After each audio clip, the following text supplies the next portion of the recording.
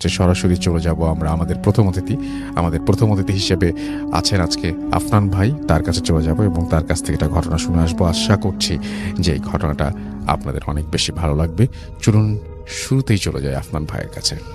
প্রিয় লিসেনার্স, আসসালামু আলাইকুম। আমি আফনান, আশা করি সবাই ভালো আছেন, সুস্থ আছেন। এখন যে ঘটনাটি আপনাদের সাথে শেয়ার করতে যাচ্ছি, এই ঘটনাটি আমাদেরকে যিনি দিয়েছেন তার নাম মাহমুদ। উনি ঢাকার মিরপুরে রয়েছেন। উনি 2014 সালে যশোর গিয়েছিলেন 40 দিনের চিল্লা দিতে তাবলিগ জামাতের সাথী হয়ে। তো ওখানে যাওয়ার পর পেশায় একজন ইঞ্জিনিয়ার যার নাম জামাল, উনি একটি ঘটনা শেয়ার করেছিলেন। জামাল ভাইয়ের বর্ণনা অনুযায়ী ঘটনাটি ঘটেছিল 1990 সালের দিকে। 1990 সাল বা আশেপাশের সময় হবে, মূলত 90-এর দশকের শুরুর দিকের ঘটনা এটি। উনিও 40 দিনের জন্য তাবলিগ জামাতে গিয়েছিলেন। ঢাকার কাকরাইল মসজিদ থেকে এই জামাতটা পাঠানো হয়েছিল কুমিল্লাতে। কুমিল্লার যেই মার্কাজ মসজিদ, মানে যেই জেলার মসজিদ থেকে ওই জেলার বিভিন্ন মসজিদগুলোতে তাবলিগ জামাতের সাথীরা যাবেন, সেখানে বসে সিদ্ধান্ত হয়, বন্টন করা হয় কে কোথায় যাবেন। এই মসজিদগুলোকে মার্কাজ মসজিদ বলে। তো কুমিল্লার যে মার্কাজ মসজিদ, সেখান থেকে কুমিল্লারই একটি উপজেলার প্রত্যন্ত এলাকায় পাঠানো হয়। সঙ্গত কারণে সেই উপজেলা এবং গ্রামের নামটি বলতে নিষেধ করেছেন, এই জন্য বলা যাচ্ছে না। তো যেই এলাকায় তাদেরকে পাঠানো হয়েছিল সেটা খুবই একদম প্রত্যন্ত অঞ্চল। সেখানে তখনও বিদ্যুৎ ছিল না, একদম অজপাড়াগা বলতে যা বোঝায়। ওনারা ওখানকার একটা মসজিদে থাকতে শুরু করেন। তো 40 দিনের জামাতে যারা যান বা যারা তাবলিগ জামাতের সাথী হয়ে যারা আল্লাহর রাস্তায় বের হন, প্রত্যেকটা মসজিদে ওনারা কিন্তু 3 দিন থাকেন। তো এভাবে ওনারা থাকছেন। একটা সময় ওনারা একটি মসজিদে যান, মূলত ওই এলাকায় ওনাদের ওটা চতুর্থ মসজিদ ছিল। তো ওখানে ওনারা গিয়েছেন, এশার নামাজ পড়ে সকলে খাওয়া দাওয়া করে শুয়ে পড়েছেন। সাধারণত দেখা যায় শহর এলাকার মসজিদগুলোতে তাবলিগ জামাতের যে সাথীরা আসেন, ওনারা এশার নামাজের পরও কিছু আমল করেন, কিন্তু ওখানে আসলে সেগুলো করার সুযোগ সেভাবে ছিল না। কারণ হলো, একে তো এলাকায় বিদ্যুৎ নাই, তারপর এলাকার মানুষজন তেমন কেউ আসলে মসজিদে আসেও না। তাই মোমবাতি জ্বালিয়ে দীর্ঘক্ষণ সেখানে বিভিন্ন কাজ করাটা তাদের জন্য বেশ কষ্টকর ব্যাপারই ছিল। এই জন্যই আমির সাহেবের পরামর্শ অনুযায়ী সকলেই এশার নামাজ পড়ে খাওয়া দাওয়া করে শুয়ে পড়েন। সকলে যখন শুয়ে পড়েছেন তখন রাত কিন্তু গভীর না। হঠাৎ করে খুব করুণ সুরে কান্নার আওয়াজ পাওয়া যায়। কান্নার শব্দ কিন্তু সবাই শুনতে পাচ্ছিলেন, ওখানে যারা মসজিদে ছিলেন সবাই কিন্তু একে অপরের দিকে তাকাতাকি করছিলেন। তো জামাতের যিনি আমির সাহেব, উনি বিষয়টা বুঝতে পারলেন, কারণ তখনও কিন্তু কেউই ঘুমান নাই, সকলেই জেগেছিলেন। মানে শোয়ার একটু পরে এই ঘটনা। আমির সাহেব তখন উনি বললেন যে এই মুহূর্তে কেউ বাইরে যাবেন না, সকলে মসজিদের ভেতরেই থাকার চেষ্টা করুন। আর যদি বিশেষ জরুরত, মানে ওয়াশরুমে যাওয়ার জন্য বের হতেই হয়, একসাথে কয়েকজন বের হবেন। আর বাইরে অকারণে কেউ আর সময় নষ্ট করবেন না, কাজ শেষ করে দ্রুত আবার মসজিদে ঢুকে পড়বেন। তো ওই রাত্রে অবশ্য কেউ বাইরে বের হন নাই। সকলেই আমির সাহেবের পরামর্শ অনুযায়ী কাজ করলেন। ফজরের আজান হলো, সবাই নামাজ পড়ে প্রতিদিনের মতো যে আমলগুলো থাকে তাবলিগ জামাতে, সেগুলো ওনারা করতে লাগলেন। দিন কেটে যখন আবার রাত হলো, সেই গত রাতের মতোই এশার সালাত আদায় করে খাওয়া দাওয়া শেষ করে ওনারা সবাই বিছানা বিছিয়ে শুয়ে পড়লেন। তখনও কিন্তু কেউ ঘুমান নাই। হঠাৎ করে আবারও সেই কান্নার আওয়াজ ওনারা শুনতে পেলেন। খুবই মায়াবী করুণ সুরে কান্না, কোনো পুরুষ মানুষের কান্নাই মনে হচ্ছে, কোনো মহিলা মানুষের কান্না না। তো আমির সাহেব আজকেও একই কথা বললেন সবাইকে ঘুমিয়ে পড়ার জন্য। জামাতের সাথীদের মধ্যে কিছুটা হলেও কিন্তু ভয় ঢুকে গেছে। আমির সাহেব সবাইকে অভয় দিয়ে বললেন যে এটা কিছু না।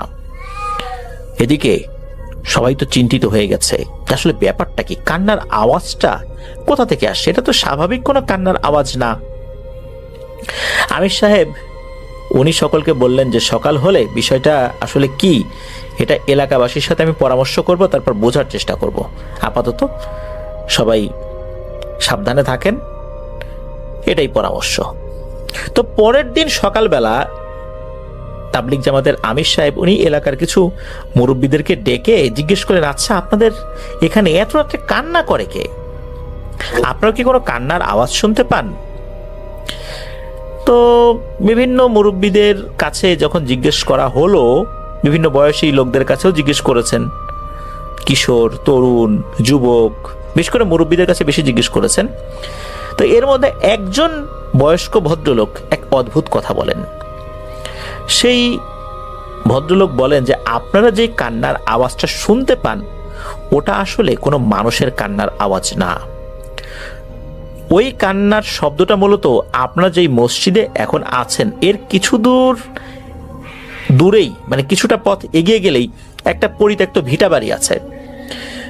একসময় ওখানে আরো অনেকগুলো বাড়িঘর ছিল, এখন সেই জায়গাটা জঙ্গলে পরিণত হয়েছে। লোকমুখে শোনা যায় এই এলাকায় যারা থাকতো তারা নাকি 1971 সালে মহান মুক্তিযুদ্ধের সময় পাক হানাদার বাহিনীর হাতে মারা গিয়েছিলেন, আর যারা জীবিত ছিলেন তারাও পরবর্তীতে এখান থেকে চলে যান। এরপর থেকে এই ভিটাগুলো পরিত্যক্তভাবেই পড়ে আছে বহুদিন। একটা সময় এখানে ঘরবাড়ি ছিল, মানুষজন ছিল, আর ওই জায়গায় ছোট্ট একটা মসজিদ রয়েছে। মূলত এই কান্নার শব্দটা ওই মসজিদের ওখান থেকেই আসে, যেটা রাত হলেই শোনা যায়। আমরাও কেউ কেউ সেটা শুনতে পাই, তবে ওদিকটাতে আমরা কেউ যাই না। তাবলিগ জামাতের আমির সাহেব এসব কথা শুনে মসজিদে চলে আসেন। সকালে নাস্তা করে সবাই যখন পরামর্শ শুরু করলেন, যেটাকে মাশওয়ারা বলে, তো আমির সাহেব সবাইকে এই মসজিদ বিষয়ে অবগত করান। তো আমির সাহেব সবাইকে এটাও বলেন যে আমরা আমাদের পরের মসজিদটা ওই জায়গায় যে মসজিদটা আছে ওখানে যেতে চাই, আমি আপনাদের পরামর্শ চাই। আমির সাহেব বললেন যে দেখুন, একটা মসজিদ এভাবে বিরান পড়ে আছে, কতগুলো বছর হয়ে গেল আজান হয় না, নামাজ আদায় হয় না। আমি চাচ্ছিলাম আমরা সবাই যদি ওই মসজিদে গিয়ে 3 দিন থেকে মসজিদটি ব্যবহারযোগ্য করে তুলতে পারি, তাহলে মসজিদটিও আবাদ হবে, মানুষও নিয়মিত নামাজ আদায় করতে আসবে। তো আমির সাহেবের কথা শুনে জামাতের সকল সাথী ভাই এক বাক্যে রাজি হয়ে যান, নিঃসন্দেহে এটা খুবই বড় ধরনের একটি ভালো কাজ হবে। তো এই যে জামাল ভাই, যিনি এই দলে ছিলেন, তিনি বললেন যে আমরা সবাই রাজি, বলেন আমাদেরকে কি কি কাজ করতে হবে। তখন আমির সাহেব বলেন, ঠিক আছে, আমি আগামীকাল বা আজকেই মানুষের সাথে পরামর্শ করব এবং এলাকার মানুষের কাছে 3 দিন ওই মসজিদে থাকার অনুমতি চাইব, কারণ তাদের অনুমতি ছাড়া বা সহযোগিতা ছাড়া ওই জায়গাটাতে কাজ করাটা অনেক কঠিন হয়ে যাবে, দেখি তারা কি বলেন। তো আমির সাহেব এলাকার মানুষের সাথে পরামর্শ করেন, এলাকার মানুষও রাজি হয়। কিন্তু এলাকার মানুষ বলেন যে আপনারা ওখানে থাকবেন, ওখানে তো কোনো ওয়াশরুম নাই, তারপর আপনারা রান্না বাড়া করবেন, ওখানে পানির ব্যবস্থাও নাই, তবে গোসল করার জন্য ওখানে একটা পুকুর রয়েছে, ছোট্ট একটি পুকুর, ওখানে অনেক আগে থেকে আছে, পুকুরের পানিও ভালো। তখন আমির সাহেব বললেন যে এগুলো নিয়ে আপনারা চিন্তা করবেন না, আপনারা শুধু অনুমতি দেন, আপনারা সহযোগিতা করেন, ইনশাল্লাহ আমরা এই মসজিদটা আবার আবাদ করতে পারবো। এলাকাবাসীও তাদের সাধ্য অনুযায়ী এই তাবলিগ জামাতের সাথীদের সহযোগিতা করার প্রতিশ্রুতি দিলেন।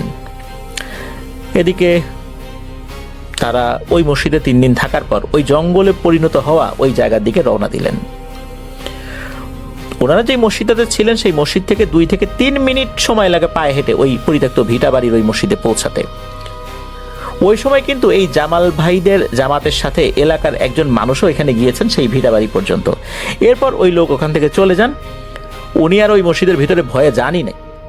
তো জামাল ভাই সহ অন্যান্য সাথী ভাই যখন মসজিদের সামনে এলেন, তখন মসজিদটি দেখে আসলে সকলের চোখেই পানি চলে এসেছে। কি মর্মান্তিক দৃশ্য, গাছের শুকনো পাতা পড়ে আছে, মসজিদের দেয়াল বেয়ে কত যে নাম না জানা লতা পাতা বেয়ে ছাদের উপরে চলে গেছে। মসজিদটা কিন্তু পাকা করা ছিল, টিনের ছিল না, বোঝা যায় বহু আগে এই মসজিদটি তৈরি করা হয়েছে। আর মসজিদটি বেশি বড়ও ছিল না, সর্বোচ্চ 30 থেকে 35 জন মানুষ একসাথে নামাজ আদায় করতে পারে সেখানে। তো আমির সাহেব সবাইকে এক জায়গা করে, মানে সবাই যারা ছিলেন আর কি ওই জামাতে, সবাইকে এক জায়গায় করে আল্লাহর কাছে দোয়া করলেন। দোয়া শেষে জামাতের সকল সাথীদের মধ্যে 4 জন করে দল বানিয়ে তাদেরকে বিভিন্ন কাজ দিলেন। তো এক দলকে বললেন যে মসজিদের ভিতরে ঢুকে সবকিছু পরিষ্কার করতে, আবার আরেক জামাতকে বললেন, মানে আরেক দলকে বললেন যে মসজিদের বাইরে যত শুকনো পাতা বা আরো অন্যান্য যে জিনিসগুলো আছে সেইগুলো পরিষ্কার করতে। দেয়াল বেয়ে অনেক তো লতা পাতা উঠে গেছে আর কি। তো এভাবে কিন্তু এক একটা দল ভাগ হয়ে কাজ করছে। আর এক দল খাবার দাবার আয়োজন করছে। আমির সাহেব তার সাথে আরো কয়েকজন সাথীকে নিয়ে ওয়াশরুমের জন্য একটা জায়গা ফিক্সড করে সেখানে ওয়াশরুম তৈরি করার জন্য গেলেন। তো মসজিদের ভেতরে পরিষ্কার করার জন্য যে দলটা বানানো হয়েছিল সেখানে কিন্তু জামাল ভাইও ছিলেন। তো জামাল ভাই ভিতরে ঢুকেছেন, পরিষ্কার করছেন। অনেক ধুলো ময়লা মিশে রয়েছে বিভিন্ন জায়গায়, আর মাকড়সার জাল তো আছেই, ছোট বড় গাছ হয়ে গেছে, দেয়াল বেয়ে ভিতর দিয়ে উঠে গেছে। তো সবাই যে যার মতো কাজ করছেন। গ্রামবাসীরা ওনাদেরকে বেশ কিছু জিনিস দিয়েছিলেন যাতে করে সেগুলো কাটতে পারেন। এমনিতে তো তাবলিগ জামাতে এরকম দাটা নিয়ে কেউ আসে না, শুধু রান্না বাড়া করার জন্য যেই ধরনের বটি বা ছুরি দরকার সেগুলো থাকে, আর ওইগুলো কাটার জন্য তো ভারী কোনো জিনিসের দরকার ছিল, দেশীয় অস্ত্র মানে দা এরকম কিছু। তো এই সহযোগিতাগুলো ওনারা করেছিলেন। তো যাই হোক, কাজ করছেন ওনারা। তো এভাবে পরিষ্কার করতে করতে জামাল ভাই হঠাৎ করে দেখতে পেলেন যে মসজিদের যে দরজা রয়েছে ওই দরজার ফাঁকায়, মানে দরজার চিপায় একটা সাপ ঢুকে আছে, ছোট একটা সাপ। তো জামাল ভাই কাউকে কিছু না বলে ওনার হাতে গাছের একটা ডাল ছিল যেটা সদ্য কেটেছেন, ওইটা দিয়ে সজোরে ওই সাপটিকে আঘাত করে বসেন। আঘাত করার সাথে সাথেই সাপটি ওই ফাঁকা জায়গা থেকে বের হয়ে মসজিদের ফ্লোরে পড়ে যায়। জামাল ভাই কি করেছেন, আরো জোরে কয়েকটা আঘাত ওই সাপের গায়ে করে বসেন। সাপটি নিস্তেজ হয়ে পড়ে। জামাল ভাই যখন সাপটিকে আঘাত করছেন তখন কিন্তু জামাতের অন্যান্য সাথীরা, মানে ওনার যেই ছোট্ট জামাতটা ছিল বা দলটা ছিল যারা মসজিদের ভেতরে পরিষ্কার করছেন, তারা কিন্তু এই বিষয়টা লক্ষ্য করেনি। তারা অন্য কাজ করছিল বা কেউ কেউ কোন একটা কাজে বা ময়লা বাইরে বের করার জন্য বাইরে গিয়েছেন। তো সাপটা যখন নিস্তেজ হয়ে পড়ছেন তখন জামাল ভাই লক্ষ্য করেন যে মসজিদের যে জানালার অংশটা রয়েছে সেদিক দিয়ে অনেকগুলো বড় বড় সাপ ঢুকে আসছে এবং সাপগুলো জামাল ভাইয়ের দিকে ধেয়ে আসছে। মসজিদের বাইরে কিন্তু আরো সাথী ভাই রয়েছে, তারা তো তাদের কাজ করছেন আর কি। ওনারা কেউই কিন্তু সাপগুলোকে মসজিদের জানালা দিয়ে ভেতরে ঢুকতে দেখেন নাই। তো এমন অবস্থায় জামাল ভাই আল্লাহু আকবার বলে চিৎকার দিতে দিতে দৌড়ে মসজিদ থেকে বের হয়ে আসেন। তো আমির সাহেব বলেন যে কি হয়েছে, এমন করে চিৎকার করছেন কেন? এই সময়ে জামাতের অন্যান্য সাথীরাও তাদের কাছ থেকে এগিয়ে আসলেন, ফেলে রেখে এগিয়ে আসলেন, জামাল ভাইয়ের দিকে জিজ্ঞেস করেন কি হয়েছে। তখন জামাল ভাই বলেন যে ভিতরে সাপ, কোথা থেকে যেন অনেকগুলো সাপ ঢুকে পড়েছে। তো আমির সাহেব ও সব সাথী ভাই গেলেন মসজিদের ভেতরে। গিয়ে দেখা যায় যে এই জামাল ভাই যে সাপটিকে আঘাত করেছিলেন সেই সাপটি সেখানে মরে পড়ে আছে, আর বাকি সাপগুলো সেই মরা সাপটিকে ঘিরে ফনা তুলে বসে আছে, আর কেমন যেন একটা আর্তনাদ করছে, ফসফস শব্দ না, কেমন এক ধরনের যেন শব্দ। এই দৃশ্য দেখে আমির সাহেব তো বলে উঠলেন ইন্না লিল্লাহ, জামাল ভাই এটা আপনি কি করেছেন, কেন এই কাজটা করলেন? আপনি তো কাজটা ঠিক করেন, আপনি বড় একটা অপরাধ করে ফেলেছেন। যাই হোক, অ্যাক্সিডেন্টলি হয়ে গেছে, এখন কিছু করতে হবে। ওই সময় আমির সাহেব সবাইকে নিয়ে দুই হাত তুলে আল্লাহর কাছে দোয়া করা শুরু করলেন। চোখের পানি ছেড়ে দিয়ে আল্লাহর কাছে খুব অনুনয় বিনয় করলেন, অপরাধের ক্ষমা চাইলেন যে আল্লাহ অনেক বড় একটা অন্যায় হয়ে গেছে, ভুল হয়ে গেছে, ভুল করে ফেলছি, আল্লাহ ক্ষমা করে দেন। যেটা হয়ে গেছে এটা তো আর ফেরাই দিতে পারবো না। আল্লাহ তাআলা আপনি তাদেরকে ধৈর্য ধারণ করার তৌফিক দান করেন। তো এভাবে অনেকক্ষণ ধরে কান্নাকাটি করে দোয়া করলেন। এরপর দেখা গেল যে ওই যে সাপগুলো যেগুলো এসেছিল তারা একা একাই আস্তে আস্তে জানলা দিয়ে বাইরে চলে গেল। দোয়া শেষে আমির সাহেব সাথী ভাইদেরকে বললেন যে এই সাপটিকে খুব সুন্দর করে হাত দিয়ে ধরে, লাঠি লাগায় না, হাত দিয়ে ধরে মসজিদের দক্ষিণ দিকে দূরে একটি গাছ রয়েছে ওই গাছের নিচে রেখে আসো। তো জামাতের এক সাথী ভাই সাপটিকে খুব সুন্দর করে হাত দিয়ে ধরে সেখানে রেখে চলে আসেন। তো এইভাবে বেলা গড়িয়ে জোহরের সময় হয়ে যায়, একজন আজান দেন। নামাজের সময় হলে সবাই জামাতের সঙ্গে নামাজ আদায় করেন। নামাজের পর তালিম হয়, তালিমের পর খাওয়া দাওয়া শেষ করে এভাবে আসর থেকে মাগরিব, মাগরিব থেকে এশা পর্যন্ত সময় হয়ে যায়। তো এশার কিছুক্ষণ আগে হঠাৎ করে যখন বয়ান চলছিল মাগরিবের পরে এসে কিছুক্ষণ আগে, তখন এই যে যিনি আমির সাহেব, উনি তখন বয়ান করছিলেন। উনি কথা বলতে বলতে হঠাৎ করে মসজিদের বাইরে চলে যাবেন। উনি বলেন যে আমার একটু কাজ আছে, আপনারা একজন বয়ান চালিয়ে যান, আমি কাজ করে আসছি।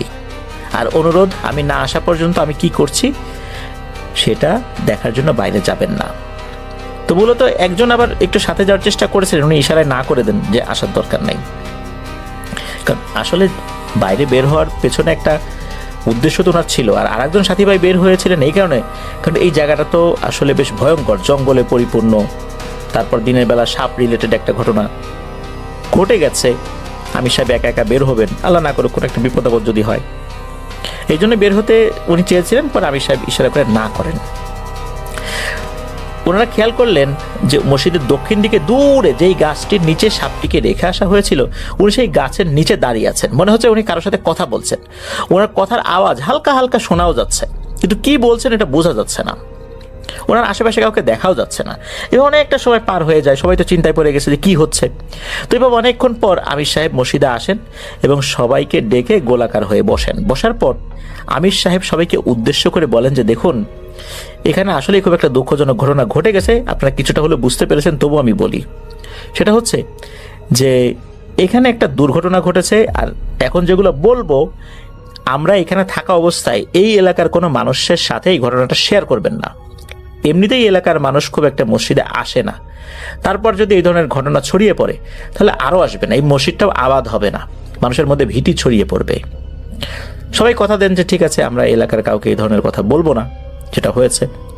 তখন আমির সাহেব বলেন যে আসলে এই মসজিদটি দীর্ঘদিন ধরে পরিত্যক্ত অবস্থায় পড়ে আছে। এখানে অনেক মুসলিম জিন 24 ঘন্টা ইবাদত করতেন পূর্বে।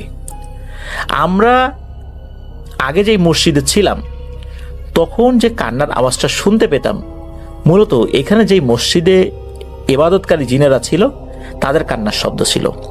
এই জিনেরা নাকি সবসময় চাইতো এই মসজিদটি আবার আবাদ হোক, এখানে আবার আজান হোক, জামাতের সাথে মানুষ নামাজ আদায় করুক, কিন্তু কোনো মানুষ এখানে আসে না। এই দুঃখে জিনেরা কান্না করত। তো আজকে যেটা হয়েছে সেটা হচ্ছে যে আমরা যখন এখানে এসে উপস্থিত হয়েছিলাম, এখানে থাকা সমস্ত জিন খুব খুশি হয়, সবাই মসজিদ থেকে বের হয়ে চলে যায়, মসজিদটা যেহেতু আমরা পরিষ্কার করব এই জন্য। এর মধ্যে একটা ছোট্ট বাচ্চা জিন, সে যায় না, সেও খুব খুশি হয়েছিল যে এই মসজিদে মানুষ এসেছে, মসজিদটা আবার আবাদ হবে। তার মা বাবাও বলেছিল যে আমরা চলে যাই এখান থেকে, কিন্তু সে বলেছিল না, আমি একটু দেখি। তখন তার গার্ডিয়ান বলে আচ্ছা ঠিক আছে, দেখো আমরা বাইরে আছি। বাচ্চাটা মূলত ওই দরজার একটা ফাঁকায় ঢুকে দেখছিল এবং খুব খুশি হচ্ছিল মনে মনে। এরই মধ্যে জামাল ভাই এই জিনটাকে সাপ মনে করে মেরে ফেলে। এতে কি হয়, যে সাপটিকে আঘাত করে মেরে ফেলা হয়, সেই সাপের পরিবারের সদস্যরা খুবই ক্ষিপ্ত হয়ে জামাল ভাইয়ের দিকে ধেয়ে আসে ক্ষতি করার জন্য। এমন সময় আরো অন্যান্য ভালো জিন তাদেরকে নিষেধ করে যে না, ওদেরকে ক্ষতি করো না, এদেরকে কিছু বলো না, আমাদের যিনি সর্দার আছেন তাকে গিয়ে বলো, দেখি উনি কি সমাধান দেন। মূলত এই সর্দারই মাগরিবের পর বয়ান চলাকালে আমির সাহেবকে ডাক দেন বাইরে কথা বলার জন্য। তো আমির সাহেব সেখানে যান। তো আমির সাহেব জানান যে এখানে যিনি সর্দার আছেন উনিও খুবই ভালো এবং আল্লাহওয়ালা একজন জিন। আর এই জিনটাও আমির সাহেবের সাথে খুবই ভালো ব্যবহার করেছেন। আর জিনটা বলেন যে দেখুন আমির সাহেব, আমরা খুবই খুশি হয়েছি যে আপনারা এখানে এসেছেন, এখানে আজান দিয়ে জামাতের সাথে বহু বছর পর আপনারা নামাজ আদায় করেছেন, কিন্তু দুঃখের বিষয় হচ্ছে আপনারা আমাদের এক শিশু জিনকে হত্যা করেছেন। আর যাকে হত্যা করেছেন সে খুবই ছোট, তার আসলে ওরকম বুঝের ক্ষমতা নাই। মানুষ যেমন ছোটখাটো উৎসব করলে বাচ্চারা আনন্দিত হয়, তো আমাদের কাছেও আজকের এই ঘটনাটা উৎসবের মতোই ছিল। বহু বছর পর এখানে মানুষ এসেছে, মসজিদ আবাদ করবে, আমরা খুবই খুশি। আর এই ছোট বাচ্চাটা তার মা বাবার একমাত্র সন্তান ছিল। এদিকে তার মা বাবা খুবই কান্নাকাটি করছে। আপনি ওই সময় আল্লাহর কাছে দোয়া করেছেন, তখন তারা ওখান থেকে চলে যায়। আর আমিও তার মা বাবাকে বলেছি যে যেহেতু একটা জিনিস হয়ে গেছে, তোমার বাচ্চার কুরবানি হয়ে গেছে, মনে করো এই মসজিদটা আবাদ হচ্ছে, এর জন্য আমাদের একজনের কুরবানি হয়ে গেছে, নিশ্চয়ই আল্লাহ তাআলা এর বিনিময়ে তোমাদেরকে আরো উত্তম কিছু দেবেন। তার মা বাবাও আপনাদেরকে ক্ষমা করে দিয়েছেন, কিন্তু একটা শর্ত দিয়েছেন, যেহেতু একটা ঘটনা ঘটে গেছে, আপনারা কিছু সাদাকা দিবেন, কিছু কাজ করবেন। তার মা বাবার তরফ থেকে এটাই অনুরোধ। আমিও সেই কথাটা বলার জন্য এখানে এসেছি। তখন আমির সাহেব বলেন যে বলুন কি সেই অনুরোধ, আমরা সেটা পালন করব ইনশাল্লাহ। তখন ওই আমির সাহেবকে ওই জিনের সর্দার বলেন, যেহেতু আপনারা মাত্র 3 দিনের জন্য এসেছেন, আমাদের অনুরোধ আপনারা আরো কয়েকদিন এখানে থাকবেন, আর এখানে থাকার পর আপনারা যে রান্না বাড়াগুলো করবেন একটু বেশি করে করবেন, গ্রামবাসীদেরকেও আসতে বলবেন, তাদেরকেও খাবার খাওয়াবেন, তাহলে এই জায়গার ভয় সম্পর্কে কেটে যাবে। আর ওনাদেরকে যে খাবার খাওয়ালেন এটাই সাদাকা, এটাই ওই বাচ্চা জিনের মা বাবার তরফ থেকে অনুরোধ ছিল আপনাদের উপর। আমির সাহেব কথা দেন যে আমরা এই কাজটা করব। তো এরপর 3 দিনের জায়গায় ওখানে ওনারা 5 দিন ছিলেন, আর প্রতি ওয়াক্ত, বিশেষ করে জোহর, তারপরে এশা, যেই ওয়াক্তগুলোর পর আমরা সাধারণত খাবার খেয়ে থাকি, এছাড়া অন্যান্য ওয়াক্তের পর হালকা নাস্তা, সেগুলো ওনারা এলাকাবাসীকে খাইয়েছিলেন যারা আসতেন, এবং তারা ঘুরে ঘুরে দাওয়াত দিতেন। এলাকাবাসী প্রথম দিকে আসতে চায় নাই, ভয়ের কাজ তো একটা আছেই মনের মধ্যে, তাই না? দীর্ঘদিন পরিত্যক্ত ছিল, দেখেছেন যে ওখানে অনেক সাথী ভাইরা এসেছেন, তাবলিগ জামাতের কাজ করছেন। ওই 5 দিনেই আল্লাহর রহমতে আলহামদুলিল্লাহ ওই মসজিদটা আবাদ হয়ে যায়, লোক আসা শুরু করেন। ওনারা ওখান থেকে চলে আসার পর মসজিদের দায়িত্ব অন্যদেরকে দিয়ে যান, ইমাম মুয়াজ্জিন নির্ধারণ করে দিয়ে যান, যদিও এলাকাবাসী সেটা নির্ধারণ করেছিলেন, কিন্তু ওনাদের উপস্থিতিতেই সেই কাজটি করা হয়। আলহামদুলিল্লাহ সেই মসজিদ এখন নাকি আবাদ হয়েছে, সেই সময়ের পর থেকে আবাদ হয়েছে। সেই মসজিদের এখন অবস্থা কি জামাল ভাই অবশ্য বলতে পারেন নাই, তবে জানতে পেরেছেন যে সেটা এখন আরো অনেক ভালো অবস্থানে রয়েছে। এভাবেই মসজিদটা আবাদ হয়েছে একটা শিশু জিনের কুরবানির মাধ্যম দিয়ে। আমরা চলে যাব আমাদের পরবর্তী অতিথির কাছে। আপনার নামটা একটু প্লিজ বলবেন সবাইকে, তারপরে আপনার ঘটনায় যাব, এবং আশা করছি যে আপনাদের এই ঘটনাটা ভালো লাগবে।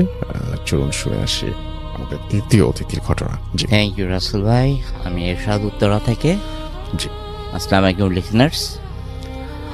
রাসেল ভাই, আজকে যে ঘটনাটা বলবো এটা আমার একটা কালেক্টেড স্টোরি। ভূতে প্রেমের পর ভালোবাসা থেকে নিজের যে ইউজুয়াল জবগুলো থাকে তারপর তো খুঁজে বেড়াই যে কোথায় কোন স্টোরি পাওয়া যায়। তো এটা হচ্ছে, যেহেতু আমি উত্তরা থাকি, উত্তরাকে আপনারা বলতে পারেন এটা উত্তরা মডেল টাউন না বলে হাসপাতাল মডেল টাউন বলতেন, বিকজ লট অফ হসপিটালস আর দেয়ার। প্রত্যেকটা অলিতে গলিতে হসপিটালস, ক্লিনিক ভরা। তো ওরকম একটা হসপিটাল আমি, যেহেতু অ্যাভয়েডেবল সার্কামস্টেন্সেস, আমি এটা বলছি না, নামটা বলতেছি না, এবং যে এটা লাশ ভাই অ্যাম্বুলেন্সের একজন ড্রাইভার, ওনার নামটা আমি আসল নামটা বলবো না আর কি। সো ওনার সাথে আমার গত পরশু দেখা হয়। তারপরে দেখা হতে আমি চা খাচ্ছিলাম, তো জিজ্ঞেস করলাম যে ভাই এরকম এরকম। তো উনি ওনার একটা স্টোরি বললেন, that was happened last month. উনি যেটা বলেছিলেন, ওনার একদম উনি যেভাবে বলেছেন ওভাবে বলতেছি আমি। এটা একটা যে কোনো একটা হসপিটালে একটা লোক মারা গিয়েছে রাত, লিভার সিরোসিস হয়েছিল, রাত 9টার দিকে মারা গিয়েছে। হি ওয়াজ ফ্রম কাশীপুর। কাশীপুর হচ্ছে গিয়ে বরিশালে একটা ছোট গ্রাম। তো ওখান থেকে ওনাকে, ওনার ওই যে ভদ্রলোক মারা গিয়েছেন তার মামা ছিলেন, আপন মামা, এবং তার এক দুঃসম্পর্কের ভাই, এরা দুজন। তো সে, ওই লোকের নাম, ড্রাইভারের নাম হাসান ভাইকে তারা রেন্ট করলো ওই লাশটা নিয়ে যাবে।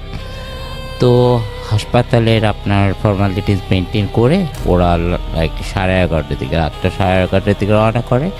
হাসান ভাই সাথে ছিল একজন, তার যে একজন হেল্পার থাকে ও ছিল, মামা, ওই ডেড বডির মামা, আর সেই দুঃসম্পর্ক, তারা 4 জনে। তো ওরা আরিচা হয়ে না গিয়ে ওরা আপনার মাওয়া হয়ে রওনা করছে। মাওয়াতে একটু দেরি হয়েছে, কারণ এখন নদীতে অনেক পানি। মাওয়া থেকে ওরা ফেরি পার করে কেওড়াকান্দি যেতে প্রায় 2.5 ঘন্টা। তো লাইক ওরা কেওড়াকান্দির ওদিকে পৌঁছতে প্রায় 3:30 বেজে গেছে রাত্রে। তো কেওড়াকান্দি থেকে সোজা গিয়ে ভাঙ্গা থেকে তারপরে গৌরনদীর দিকে যেতে আপনার মানে দুই পাশে তেমন কোনো লোকালয় নাই, দুই পাশে আপনার ধানি জমি, অনেক লম্বা জায়গা। তো উনি যেভাবে বললো যে আমরা ভাঙ্গা থেকে ভাঙ্গা পাস করে লাইক 15-20 মিনিট আমরা ড্রাইভ করছি, হঠাৎ করে আমার গাড়ির সামনে মনে হলো এটা বানরের মতো পড়ছে। তো বানরের মতো পড়ছে দেখে আমি গাড়িটা খুব হার্ড ব্রেক করলাম।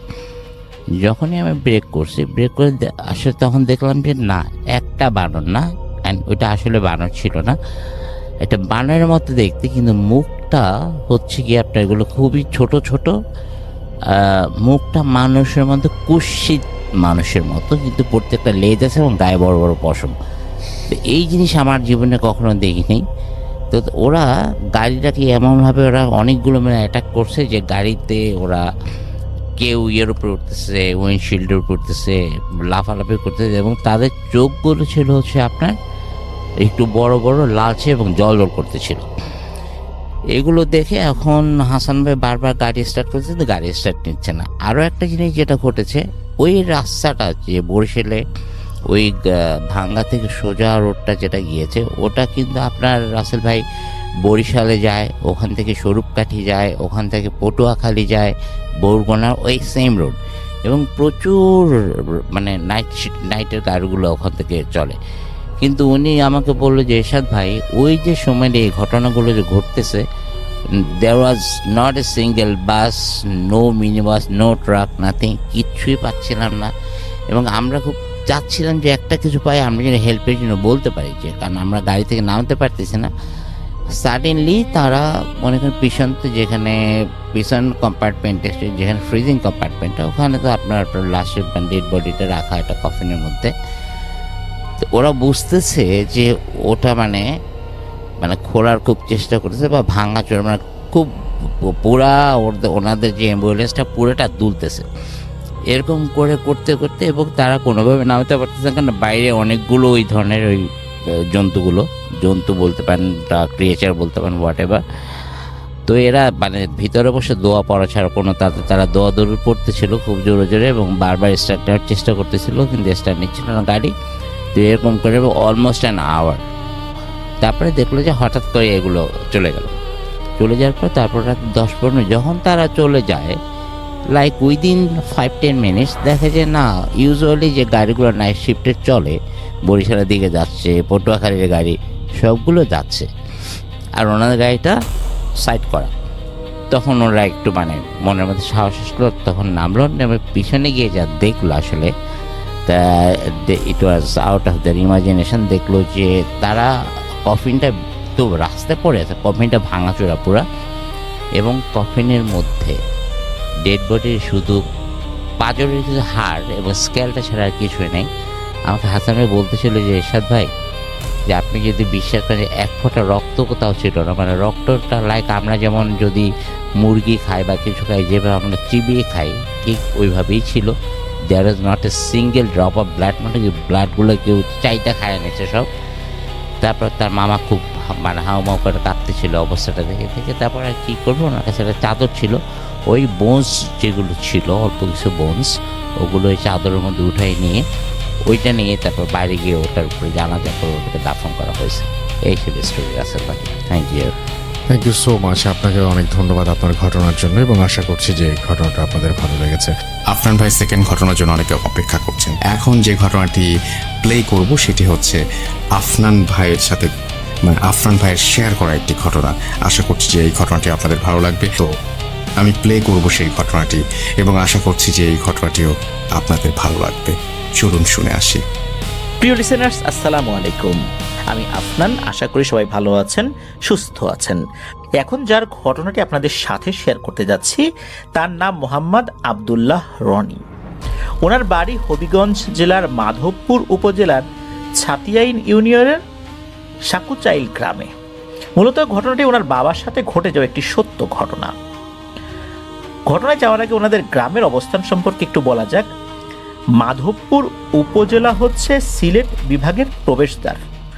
ওনাদের গ্রামের অবস্থান হলো মাধবপুর উপজেলা, ঢাকা সিলেট যে মহাসড়ক সংলগ্ন রতনপুর নামক যে জায়গাটা রয়েছে, এই রতনপুর থেকে 3.5 কিলোমিটার পশ্চিমে গেলে ওনাদের ইউনিয়ন ছাতিয়াইন, আর ছাতিয়াইন থেকে 2.5 কিলোমিটার উত্তরে গিয়ে আবার 1.5 কিলোমিটার পশ্চিমে গেলেই হচ্ছে ওনাদের সেই সাকুচাইল গ্রাম।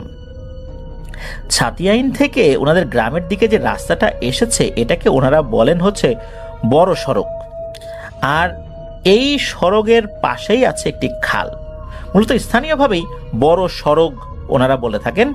এই খালটিকে ওনারা ডাকেন হচ্ছে সড়কের খাল। এখন আমরা ঢুকে যাই মূল ঘটনায়। ঘটনার সময় আনুমানিক 1980 কি 81 সাল এরকম হবে। তো ওনার বাবার নাম মোহাম্মদ আব্দুস শুকুর মিয়া।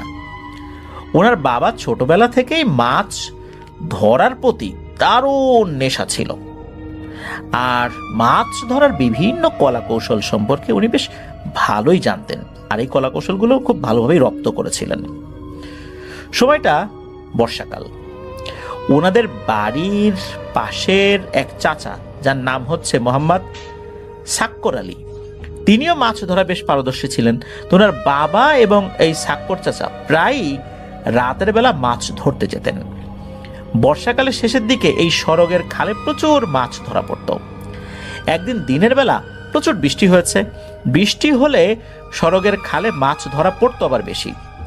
সেদিন এই সাক্কর চাচা ওনার বাবাকে বলেন যে, আরে আব্দুস শুকুর, আজ তো অনেক বৃষ্টি হয়েছে, চল রাত্রে সড়কের খালে মাছ ধরতে যাই। এদিকে রনি ভাইয়ের আব্বা তো এক পায়ে রাজি। দুজনেই সিদ্ধান্ত নিলেন যে ওই রাত্রে সড়কের ওই খালে মাছ ধরতে যাবেন। এশার আজানের পর দুজনে রওনা হলেন খালের দিকে। যেতে যেতে 8টা কি 8:30 বেজে গেছে।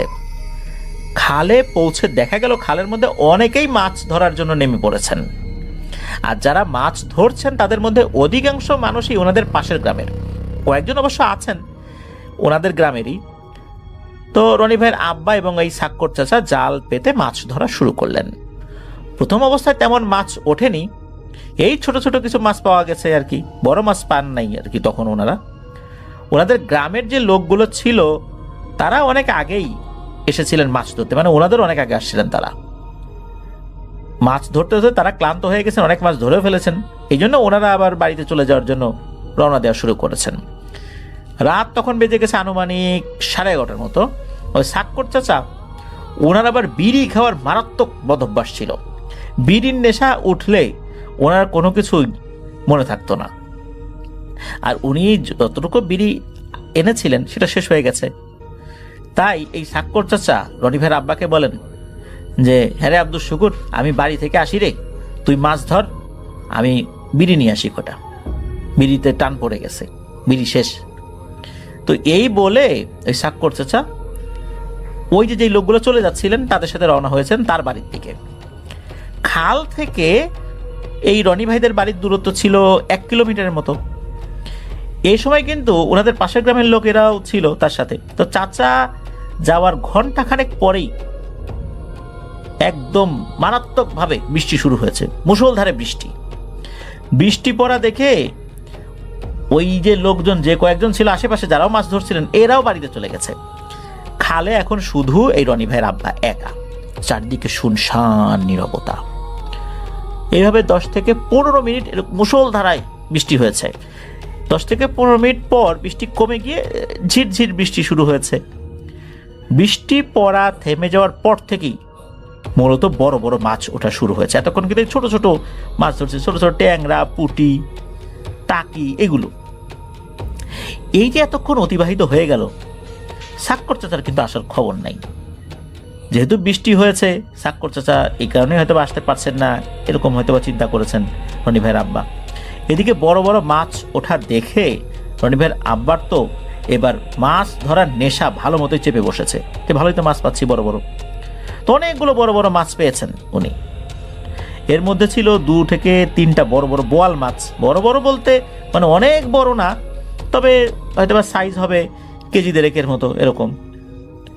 আর এরকম মাছ ধরা যেহেতু চলছে, উনিও গভীর মনোযোগ দিয়ে মাছ ধরছেন। হঠাৎ করে রনি ভাইয়ের আব্বা খেয়াল করলেন যে মনে হচ্ছে যে ওনার মাছের যে ব্যাগটা রয়েছে, যে ব্যাগের মধ্যে উনি মাছ রাখছেন, এটা ধরে কেউ টানছে।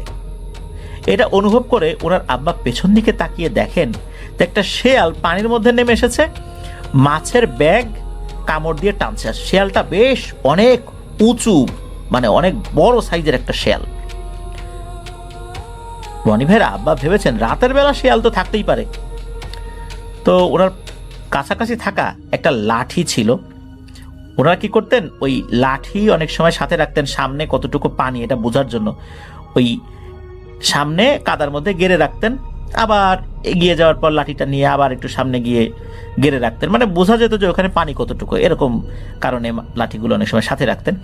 তো উনি ওই লাঠিটা উঠিয়ে ওই শেয়ালকে ধাওয়া করেছেন।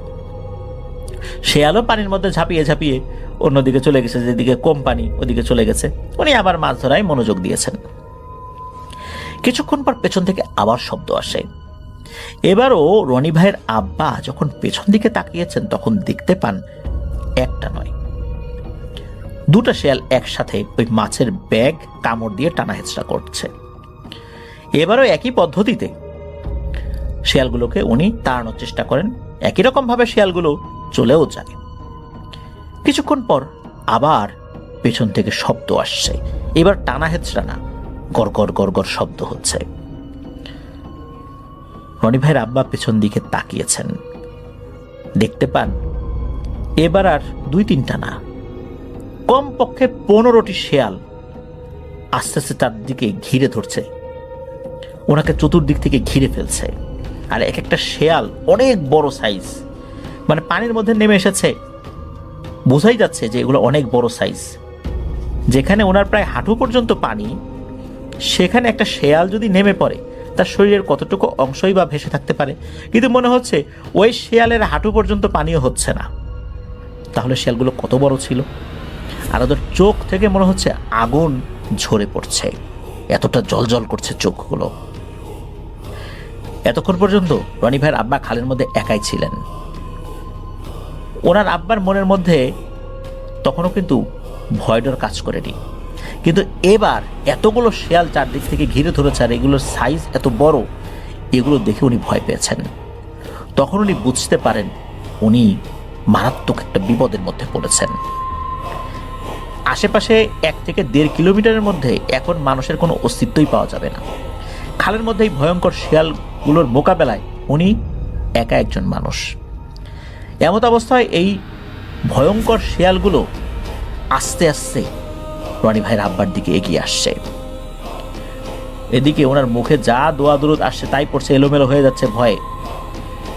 একটা পর্যায়ে বোঝা যাচ্ছিল যে ওরা একসাথে তার উপর আক্রমণ করবে। তখন রনি ভাইয়ের আব্বা চোখ বন্ধ করে জোরে জোরে আল্লাহর নাম নেওয়া শুরু করেন। হঠাৎ করে উনি ফিল করেন চারিদিকে শুনশান নীরবতা। উনি চোখ খুলে তাকিয়ে দেখেন আশেপাশে কেউ নেই। শীতল আবহাওয়ায় রনি ভাইয়ের আব্বার সারা শরীর দিয়ে ঘাম বেয়ে মাটিতে পড়ছে। শীতল আবহাওয়ায়ও কিন্তু উনি এভাবেই ঘেমে যাচ্ছেন। হঠাৎ করে রনি ভাইয়ের আব্বা শুনতে পান যে ওই বড় সড়কের উপর দিয়ে একটা ঘোড়া যেভাবে ডাকে এভাবে শব্দ করতে করতে রনি ভাইয়ের আব্বার দিকেই এগিয়ে আসছেন। এটা দেখে তো ওনার আব্বার আরো নাজেহাল অবস্থা।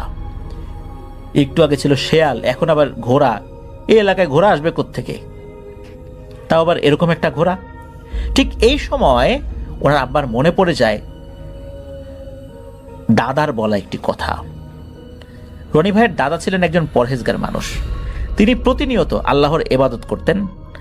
আর রনি ভাইয়ের আব্বার মাছ ধরার প্রতি এত আগ্রহ দেখে ওনার দাদা রনি ভাইয়ের আব্বাকে একদিন ডেকে বলেছিলেন, আরে আব্দুল শুকুর, তুই যদি রাত বিরাতে মাছ ধরতে গিয়ে কোনো বিপদ আপদের সম্মুখীন হোস, বিশেষ করে জিন রিলেটেড কোনো সমস্যার সম্মুখীন হোস, তাহলে আমি একটি আমল বলে দিচ্ছি, সেটা করবি, ইনশাল্লাহ তোর কোনো ক্ষতি হবে না। আমলটা হলো, তুই যেই জাল দিয়ে মাছ ধরবি বা যেই জিনিসটা দিয়ে মাছ ধরবি সেটার 4 কোণায় 4 কুল, অর্থাৎ সূরা কাফিরুন, সূরা ইখলাস, সূরা ফালাক, সূরা নাস, এই 4 কুল পরে ফু দিবি, ইনশাল্লাহ কেউ তোর কোনো ক্ষতি করতে পারবে না। তো রনি ভাইয়ের আব্বা যে জাল দিয়ে মাছ ধরেন সেই জালকে ওনারা চিটকি বা ঝিটকি জাল এরকম বলেন আর কি। বিভিন্ন এলাকায় বিভিন্ন নামে পরিচিত এই জাল। তো অনেকে আবার এই জালকে খরা জাল বলে থাকে। যখন এই বিষয়টা মনে পড়ে যায় তখন রনি ভাইয়ের আব্বা আর বিলম্ব না করে ওই আমলটা করে জালের 4 কোণায় 4টা ফু দিয়ে জালটাকে উল্টিয়ে কাঁধে নিয়ে নেন।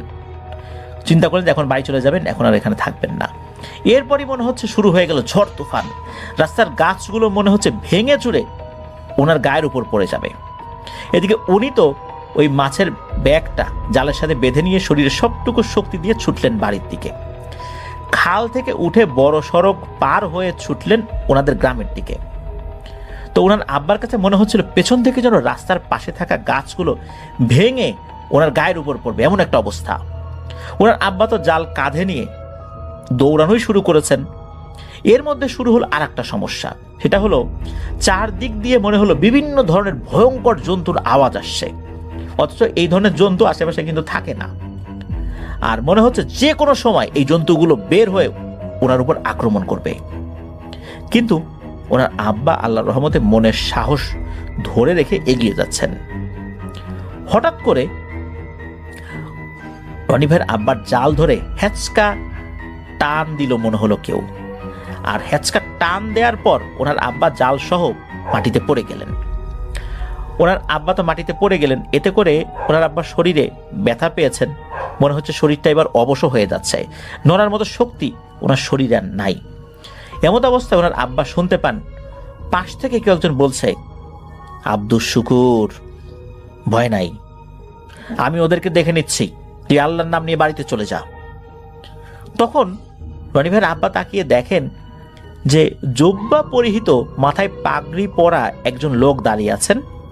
চেহারাটা অতটা ভালো বোঝা যাচ্ছে না, তবে অবয়বটা স্পষ্ট। ওই অবয়বটাই ইশারা দিয়ে আর কথা বলে জানাচ্ছে যে বাড়িতে চলে যা, কোনো সমস্যা নাই, বাড়িতে যা, আমি দেখে নিচ্ছি এদেরকে।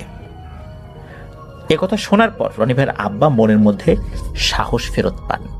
ওনার আব্বা দাঁড়িয়ে আবারও ছুটলেন বাড়ির দিকে। ওনার আব্বা হঠাৎ করে শুনতে পান মনে হচ্ছে পেছনে দুটো শক্তি যেন ভয়ঙ্কর সমস্ত রূপ নিয়ে লড়াই করছে। ওনার আব্বা জাল কাঁধে নিয়ে ছুটতে ছুটতে ওনাদের গ্রামের সামনে থাকা খেলার মাঠে গিয়ে হাল ছেড়ে বসে পড়েন। আর শরীর কাজ করছিল না। তো ওনার আব্বা প্রায় 10 মিনিটের মতো বসেছিলেন ওখানে। এরপর ওনার আব্বা একটু জিরিয়ে নিয়ে পেছন দিকে তাকিয়ে দেখেন সবকিছু নীরব, দক্ষিণা মৃদু বাতাস বইছে। আর ওনার আব্বার থেকে 100 থেকে 150 গজ দূরে দাঁড়িয়ে আছে সেই জুব্বা পরিহিত একটি অবয়ব। আবারও রনি ভাইয়ের আব্বাকে ইশারা দিয়ে বলছে, তোর কোনো ভয় নাই, এরা তোর কোনো ক্ষতি করতে পারবে না ইনশাল্লাহ, তোকে না বলছিলাম বাড়িতে চলে যেতে, যা বাড়িতে যা। আবারও যখন এই ধরনের নির্দেশনা উনি পান, আবারও ওনার মনের মধ্যে সাহস ফেরত পান। আবারও উঠে উনি তাড়াতাড়ি করে জাল এবং মাছের ব্যাগ গুছিয়ে নিয়ে বাড়ির দিকে রওনা হয়েছেন। অল্প কিছুক্ষণের মধ্যে উনি বাড়িতে পৌঁছেও যান। বাড়ির সবাই তো ঘুমিয়ে আছেন। আর রনি ভাইয়ের আব্বা কিন্তু উনি গিয়েই রনি ভাইয়ের দাদাকে ডাক দিয়েছেন। তখনও ওনার দাদা জীবিত ছিলেন। তো দাদা ঘুম থেকে উঠে দরজা খুলে দেখেন যে রনি ভাইয়ের আব্বার এই অবস্থা, শরীর ঘেমে অবস্থা খারাপ, বোঝাই যাচ্ছে যে উনি মারাত্মক কিছু দেখে ভয় পেয়েছেন। তো দাদা বলেন, কিরে তোর এই অবস্থা কেন? তখন রনি ভাইয়ের আব্বা সবকিছু খুলে বলেন যে ওনার সাথে কি কি ঘটেছে।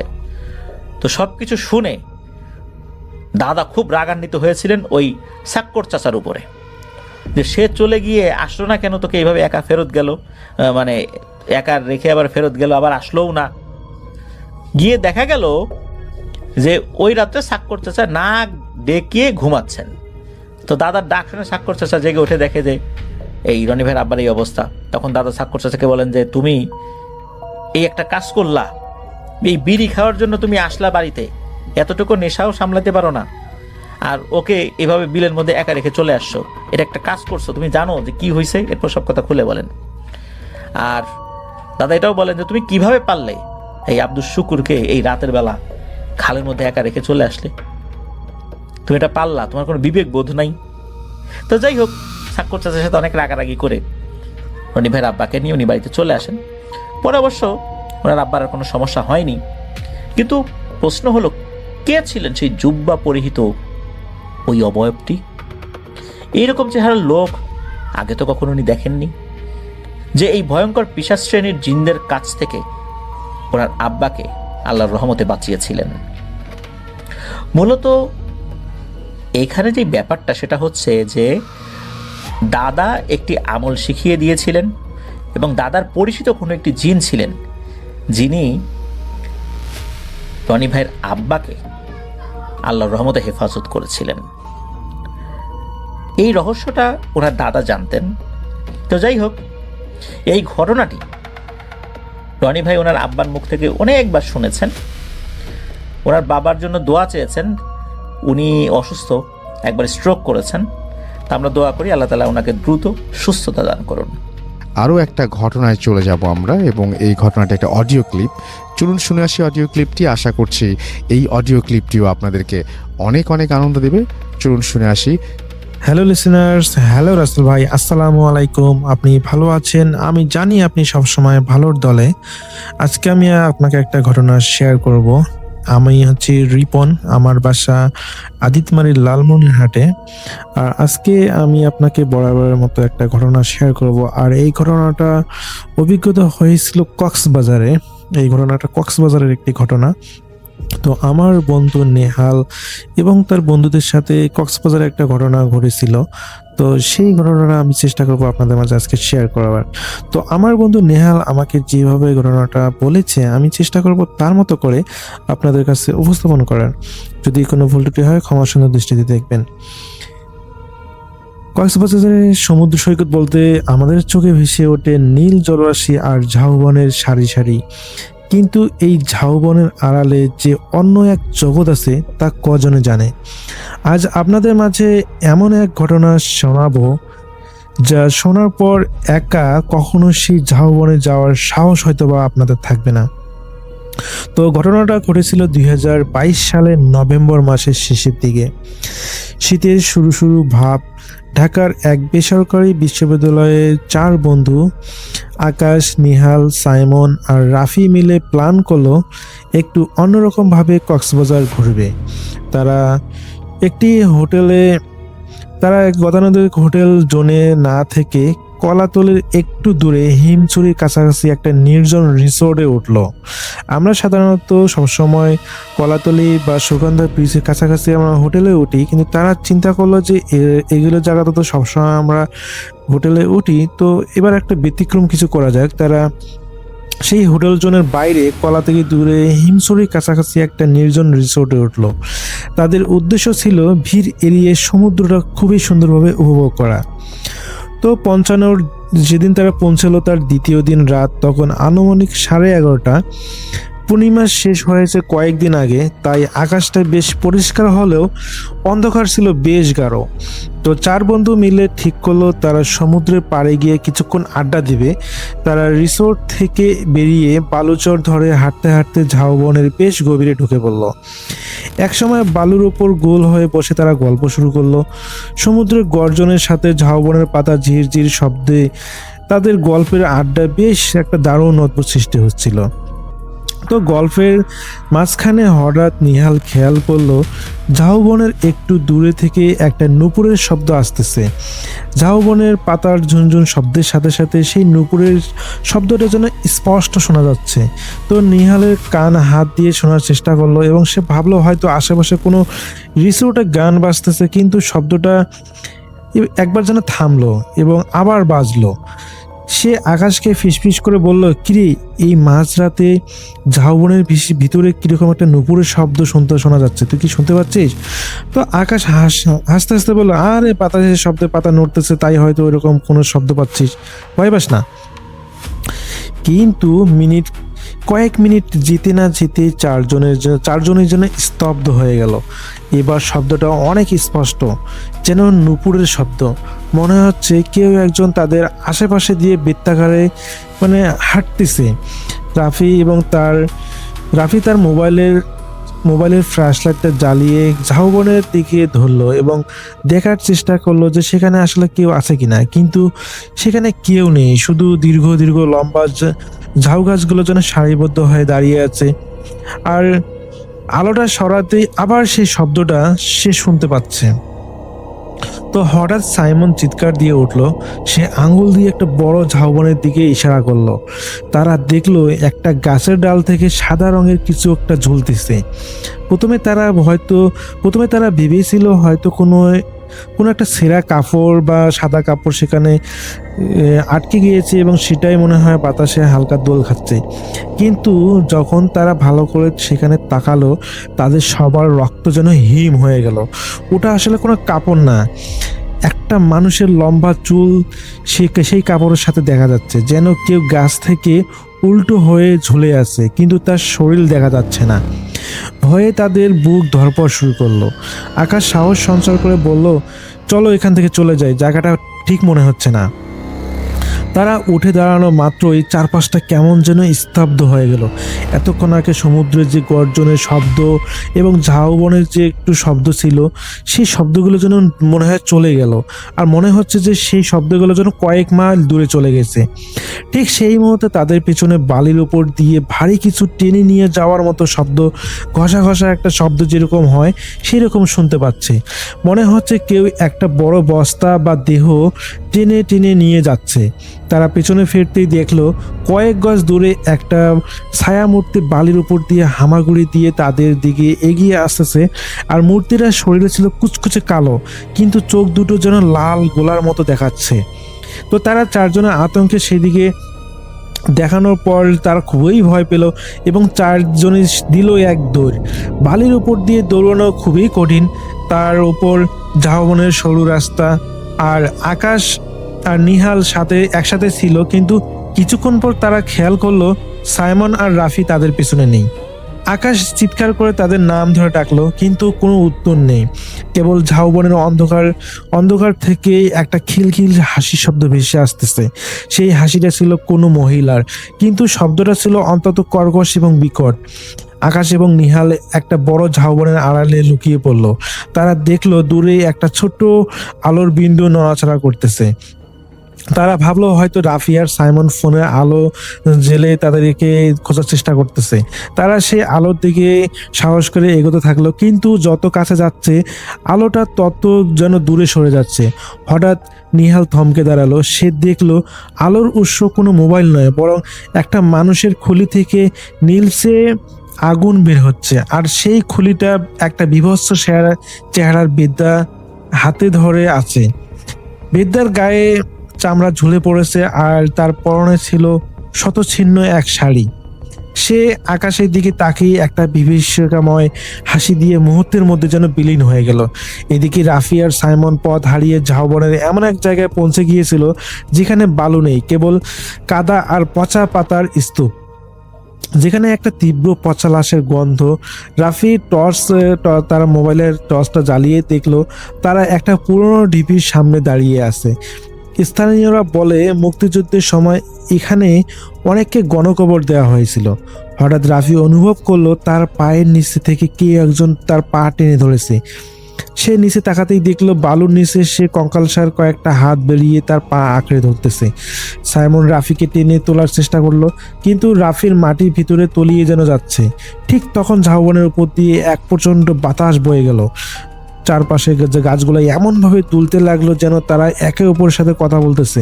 বাতাসের মধ্যে থেকে একটা স্পষ্ট ভাষায় কেউ যেন কিছু বলার চেষ্টা করতেছে। তো তারা ভোর হওয়ার ঠিক আগ মুহূর্তে স্থানীয় জেলেরা সৈকতের এক কোণে আকাশ এবং নিহালকে সেদিন অচেতন অবস্থায় খুঁজে পায়। কারণ সেদিন রাতে যখন তাদের পাগুলো টেনে ধরতেছিল তারা কোনোভাবেই তাদের জ্ঞান ধরে রাখতে পারেনি এবং তারা সেখানে জ্ঞান হারিয়ে ফেলে। এবং ভোর হওয়ার ঠিক আগ মুহূর্তে জেলেরা তাদেরকে উদ্ধার করে। আর সাইমন আর রাফিকে পাওয়া গেছিল প্রায় 1 কিলোমিটার দূরে একটা নোনা পানির নালার মধ্যে। তারা যখন সুস্থ হয় তখন তাদের প্রত্যেকের শরীরের নখের আঁচড় আর কালশিরে দাগ ছিল, কিন্তু সবচেয়ে অদ্ভুত বিষয় ছিল তাদের জামা কাপড় থেকে এমন এক লোনা পানির গন্ধ আসতেছিল যা পৃথিবীর সাধারণ সমুদ্রের পানির মতো নয়। বিশেষ করে কক্সবাজারের সমুদ্রের পানি তো কখনোই নয়, সেখানকার লোনা পানি এত বাজে ছিল না বা এত দুর্গন্ধময় ছিল না। পরবর্তীতে স্থানীয়দের কাছ থেকে তারা জানতে পারে এই নির্দিষ্ট ঝাউবনের অংশে বহু বছর আগে এক অতৃপ্ত আত্মা তার অশরীর শক্তির বসবাস শুরু করে, যারা রাতের অন্ধকারে একা বা ছোট দলে সেখানে যায়, তাদের অনেকেই নাকি আর ফিরে আসে না, বা তাদেরকে এমনভাবে ভয় দেখায় তারা পরবর্তীতে খুবই ট্রমার ভোগে, সারা জীবনে মানে খুবই ট্রমাতে ভোগে। তো সেই ঘটনার পর থেকে আকাশ আর নিহাল আর কখনো সেই কক্সবাজার যায়নি। আজও পূর্ণিমা বা অন্ধকার রাতে যখন আসে, তখন নিহাল বুঝতে পারে বা অনুভব করতে পারে সেই সময়ের কক্সবাজারে যে ঘটে যাওয়া তার ঘটনা, সেটা তার মানে একটা স্মৃতি হয়ে আছে এবং ভয়ঙ্কর একটা স্মৃতি, যেটা আসলে সে জানে না যে কক্সবাজারে আসলে এই ধরনের ঘটনা কখনো ঘটতে পারে। আমিও কক্সবাজারে গিয়েছিলাম, কিন্তু এই ধরনের কখনো ভৌতিক সমস্যার সম্মুখীন হইনি। আর আমি আসলে একা যাইনি। তো দেখা যায় রাতের বেলা ঝাউবনগুলো তো সত্যি সত্যি অনেক অন্ধকার, সেখানে যাওয়াটা আসলে খুবই একটা চ্যালেঞ্জিং বিষয়। যারা অনেক সাহসী তারা হয়তো যেতে পারবে, কিন্তু আমি মনে করি যে সেই ঝাউবনগুলোতে না যাওয়াই বেটার, বিশেষ করে গভীর রাতে। তো নিহাল ভাইকে ধন্যবাদ আমাকে এই ঘটনাটা শেয়ার করার জন্য। তো নিহাল ভাই তিনি কোথায় বাসা সেই জিনিসটা বলতে মানা করেছেন, যার কারণে আমি তার ঠিকানাগুলো বললাম না। তো রাসেল ভাই, আমি চেষ্টা করব আপনাকে যখন আমি মেইল করব তখন সমস্ত ঠিকানাগুলো দেওয়ার। তো এই ছিল আমার ঘটনা। আমি জানি না ঘটনাটা কতটুকু ভালো লেগেছে। যদি ভালো লাগে অবশ্যই শেয়ার করবেন, আর আমি চেষ্টা করব পরবর্তীতে আরও সুন্দর ঘটনা আপনাকে শেয়ার করার। তো এই পর্যন্ত সবাই ভালো থাকবেন, সুস্থ থাকবেন। আল্লাহ হাফেজ। আপনাদের সবাইকে স্বাগত জানাই আমি রাসেল। আশা করছি আপনারা সবাই ভালো আছেন, ভালোর তলে আছেন। আমিও ভালো আছি আর ভালোর তলে আছি। চলে যাব একটি ঘটনায়, যদি ভালো লাগে সাথে থাকবেন। আসসালামু আলাইকুম রাসেল ভাই। আমার জীবনে ঘটে যাওয়া একটি ঘটনা আজ আপনার সাথে শেয়ার করতে যাচ্ছি। রাসেল ভাই, বলে রাখা ভালো, আমি তখন পর্যন্ত আর কি আমি কক্সবাজার কখনো যাইনি। সো এটা যাওয়ার খুবই ইচ্ছা, অনেক আগ্রহ ছিল, যার কারণে আর কি খুব আগ্রহ নিয়ে আর কি কক্সবাজারটা যাওয়া। তো জিনিসটা এমন হয় যে আমাদের এলাকা থেকে পিকনিক ছাড়ে। পিকনিক টাইপের কি এখান থেকে 10 জন, ওইখান থেকে 10 জন হয় না, ওই যে ফর্ম বিতরণ করে যে পিকনিকটা, সো ওই পিকনিক স্যার। তো ওইটার মধ্যে আমি আর আমার এক ফ্রেন্ড আছে, সো ওই ফ্রেন্ড দুজনে মিলে সেই পিকনিকের টিকিটটা আর কি নিই আর কি। তো নেওয়ার পরে হয় কি যে আমরা প্রায় 40 থেকে 50 জন একটা বাসে মধ্যে পিকনিকে যাই। তো যাওয়ার পরে যেটা হয় যে আমরা প্রথমে বান্দরবন, জিনিসটা এরকম সেট করেছিল, প্রথম বান্দরবন থেকে দেন কক্সবাজার যাবো। সো যেরকম কথা তেরকম কাজ। তো প্রথম আমরা সেই বান্দরবনের উদ্দেশ্যে রওনা দিই। তো বান্দরবনে যাওয়ার পরে আমরা ঘুরতে ফিরতে প্রায় রাত 8টা 9টা বা এরকম বেজে গেছে। তো বাজার পরে আমরা কি করলাম, যেহেতু আমরা কোনো হোটেল বুক করিনি, কিছু বুক করিনি, কারণ যাবো 2 রাত 3 দিন এরকম সিস্টেম। তো কি করি যে অন দ্য স্পট ওই সময় আমরা কক্সবাজার উদ্দেশ্যে রওনা দিই। তো ওই 8টার সময়, আনুমানিক 8টার সময় আমরা বান্দরবন থেকে রওনা দিই। কক্সবাজার যেতে যেতে প্রায় আপনার 2 ঘন্টা 2.5 ঘন্টার মতন এরকম, তার থেকে বেশি হইতে পারে, লেগে গেছে। তো লাগার পরে তো আমরা যেটা হয়, আমরা জায়গাটা হলো গিয়ে আপনার ডলফিন মোড়, যে কক্সবাজার ডলফিন মোড়টাতে সামনে গিয়ে একটা মেলার মতো মাঠ আছে, সেই মাঠে গিয়ে আমরা বাসটা রাখি আর কি। তো রাখার পরে রাসেল বললামই তো যে যেহেতু কোনো রুম বুকিং করা হয়নি, তাই সবাই বাসিয়ে থাকবে এরকম চিন্তা ভাবনা। তো আমি আর আমার বন্ধু যেহেতু কক্সবাজার কোনো সময় দেখিনি, তো আমাদের বন্ধু অনেক আগ্রহ জাগে যে কক্সবাজারটা আগে দেখবো। তো জিনিস হলো আপনি জানবেন যে ঝাউবনের পাশে যে মাঠটা, ওইখান থেকে যদি বাসটা রাখে তাহলে সমুদ্রের যে ঢেউটা, রাতে সমুদ্রের যে ঢেউটা সম্পূর্ণ আওয়াজটা এখানে আসে। তো আসলে আমি আর আমার বন্ধু কোনো কিছু না ভেবে দেন ওই কক্সবাজার যে দেখবো ওটার জন্যই আমরা দুজনে রওনা দিই। তো রাসেল ভাই, রওনা দেওয়ার হয়তো মেইন সমস্যা হলো যে রওনা যে দিব আমরা, আমরা কক্সবাজার যেতে হলে যে ঝাউবনটা ওটা পার করতে হবে। তো ঝাউবনটা পার করতে হবে, আমরা তো কোনো কথা নেই, যে কোনো বাধা আমরা অতিক্রম করবো, তো পার করতে হবে। তো আমি আর আমার বন্ধু মিলে আল্লাহ এখন আমরা চলে গেলাম। তো জিনিস হলো ঝাউবনের ভিতরে রাসেল ভাই কি বলবো আপনাকে, এত অন্ধকার যে আমি আমার পাশে থাকা আমার বন্ধুকে আমি দেখতে পাচ্ছি না, এবং কি আমার আমি যে হাত সামনে উঠে আমার সামনে শুধুমাত্র শুয়ে চাঁদের আলোর সামনে কিছুটা আবসা দেখা যাচ্ছে, যে না ওই যে সামনে রাস্তা আছে বা ওই যে সমুদ্রের যে ঢেউ বাতাস এটা বেশ আছে, সামনে বেশি দূর না। তো আমরা এটা চিন্তা করে দুজনে আল্লাহ করতে তো সামনে গেলাম। তো যে সমুদ্রের সামনে গেলাম, সমুদ্র ভালোই দেখলাম, কিছুক্ষণ ঘুরলাম। ঘোরার পরে যেটা হয় যে একটা গাছ, মরা গাছ। তো মরা গাছটা জিনিসটা হলো কি, যে প্রবলেমটা শুরু হয় এখান থেকে। একটা মরা গাছ, আমরা দুজনে জাস্ট আমরা মরা গাছ ভেবে যা সেটাকে অতিক্রম করলাম, মানে পার করলাম। পার করা সেই মানে যে পাওটা দিয়ে পার করলাম, তখনই মানে কি বলবো, খুব বিশ্রী একটা গন্ধ, খুব বিশ্রী বলতে হয়তো বা কোনো পচা জিনিস, মানুষ পচা অথবা মানে যে কোনো জিনিসই একটা মানে খুবই বাজে একটা গন্ধ। সো তো এটা আমরা দুজনে ফিল করি। আমি ওকে বললাম কি তুই কি কিছু গন্ধ পাইছিস? তো ও বললো হ পাইছি। তো বললাম আচ্ছা, আমরা তো ওটা মাথায় নিয়ে নিই। তো আমাদের মতন আমরা ঘুরলাম। তো রাসেল ভাই সমস্যাটা হয় এখান থেকে। তো আমরা ঘোরার পরে ভাবলাম যে ঘন্টাখানিক ঘুরছে, ভাবলাম যে অনেক রাত হয়েছে, ওরা তো মনে হয় আমাদের খুঁজতেছে। তো সমস্যা হলো যে ওদের সাথে যে আমাদের কন্ট্যাক্ট করবো, যে ম্যানেজ, ওদের নাম্বারটা আমার নেওয়া হয়নি।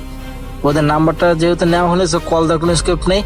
আমরা আসলে জাওবন দিয়ে যে আবার ব্যাক করবো, জাওবনটাতে যে ব্যাক করবো এই সাহসটা আমরা পাচ্ছি না।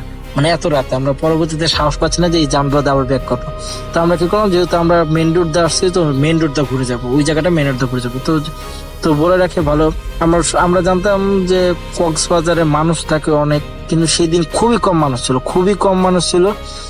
যা কি বলবো, আমরা মানে একটু ভীতু টাইপের হয়ে গেছিলাম আর কি, খুবই কম মানুষ।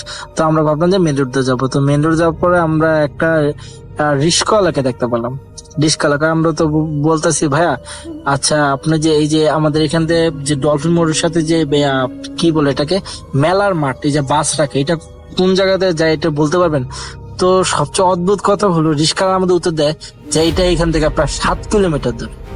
আমরা দুজনে শুনে অবাক, কি বলেন, আমরা এত দূর পায়ে এটা এখানে চলে আসবো, এটা তো কোনো প্রকারই সম্ভব না। 7 কিলোমিটার দূরে কিভাবে হতে পারে?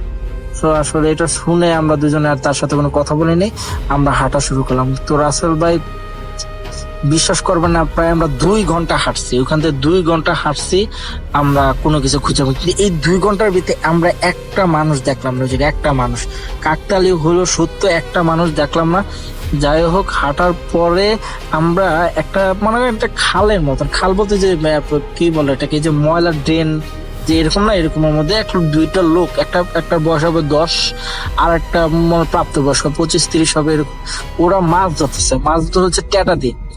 তো ট্যাটা দিয়ে মাছ ধরতেছে। আমরা মনে করেন জিজ্ঞেস করলাম যে ভাই কি করতে, সামনে গিয়ে জিজ্ঞেস করলাম ভাই কি করতেছেন? সো সবচেয়ে আশ্চর্যজনক হলো, যদি মনে করেন যে একটা মানুষ সাথে কথা বলবে, একটা অ্যান্সার তো দেবো, অন্তত বা কিছু তাকাবে তো। ভাই ওনাদের শরীর আকৃতি, মনে করছে বডি ল্যাঙ্গুয়েজ, মনে হচ্ছে আমরা মানুষই না। আমরা যে আসছে ওনার সাথে কথা বলছি, কোনো রিয়াকশনে নেই, তারা আমাদের দিকে অন্তত একটু তাকালো পর্যন্ত না। তো আমরা দুজন একটু অবাক হয়ে গেলাম, কি রে ভাই এটা কোন জায়গায় এলাম, একটু কথা বললাম তাকালো না, অ্যান্সার তো দেবো দূরের কথা। যাই হোক, আমরা তারপর টাকলুম ভাই একটু শুনবেন, তো কোনো কথা নেই। তো যাই হোক, আমরা আবার ওনার সাথে কথা না বলে পিচ্ছির হাতে দেখে একটা ব্যাগ। তো আমরা কি করলাম যে একটা ব্যাগটা দেখি কি মাছ ধরে। তো মনে করেন যে সুমন ভাই আর রাসেল ভাই, যেটা হয় যে এই ব্যাগটার মধ্যে যা দেখলাম, এটা আসলে দেখার জন্য ওই টাইমে আমরা কেউ প্রস্তুত ছিলাম না। ও প্রস্তুত ছিল না, আমিও প্রস্তুত ছিলাম না। রাসেল ভাই, আমরা যেটা দেখলাম সেই ব্যাগের মধ্যে 2টা মাথা, একটা মাথা হলো রাসেল ভাই আমার নিজের, আর একটা মাথা আমার বন্ধুর। আমরা দুইজনই একই সাথে সেই জিনিসটা দেখলাম,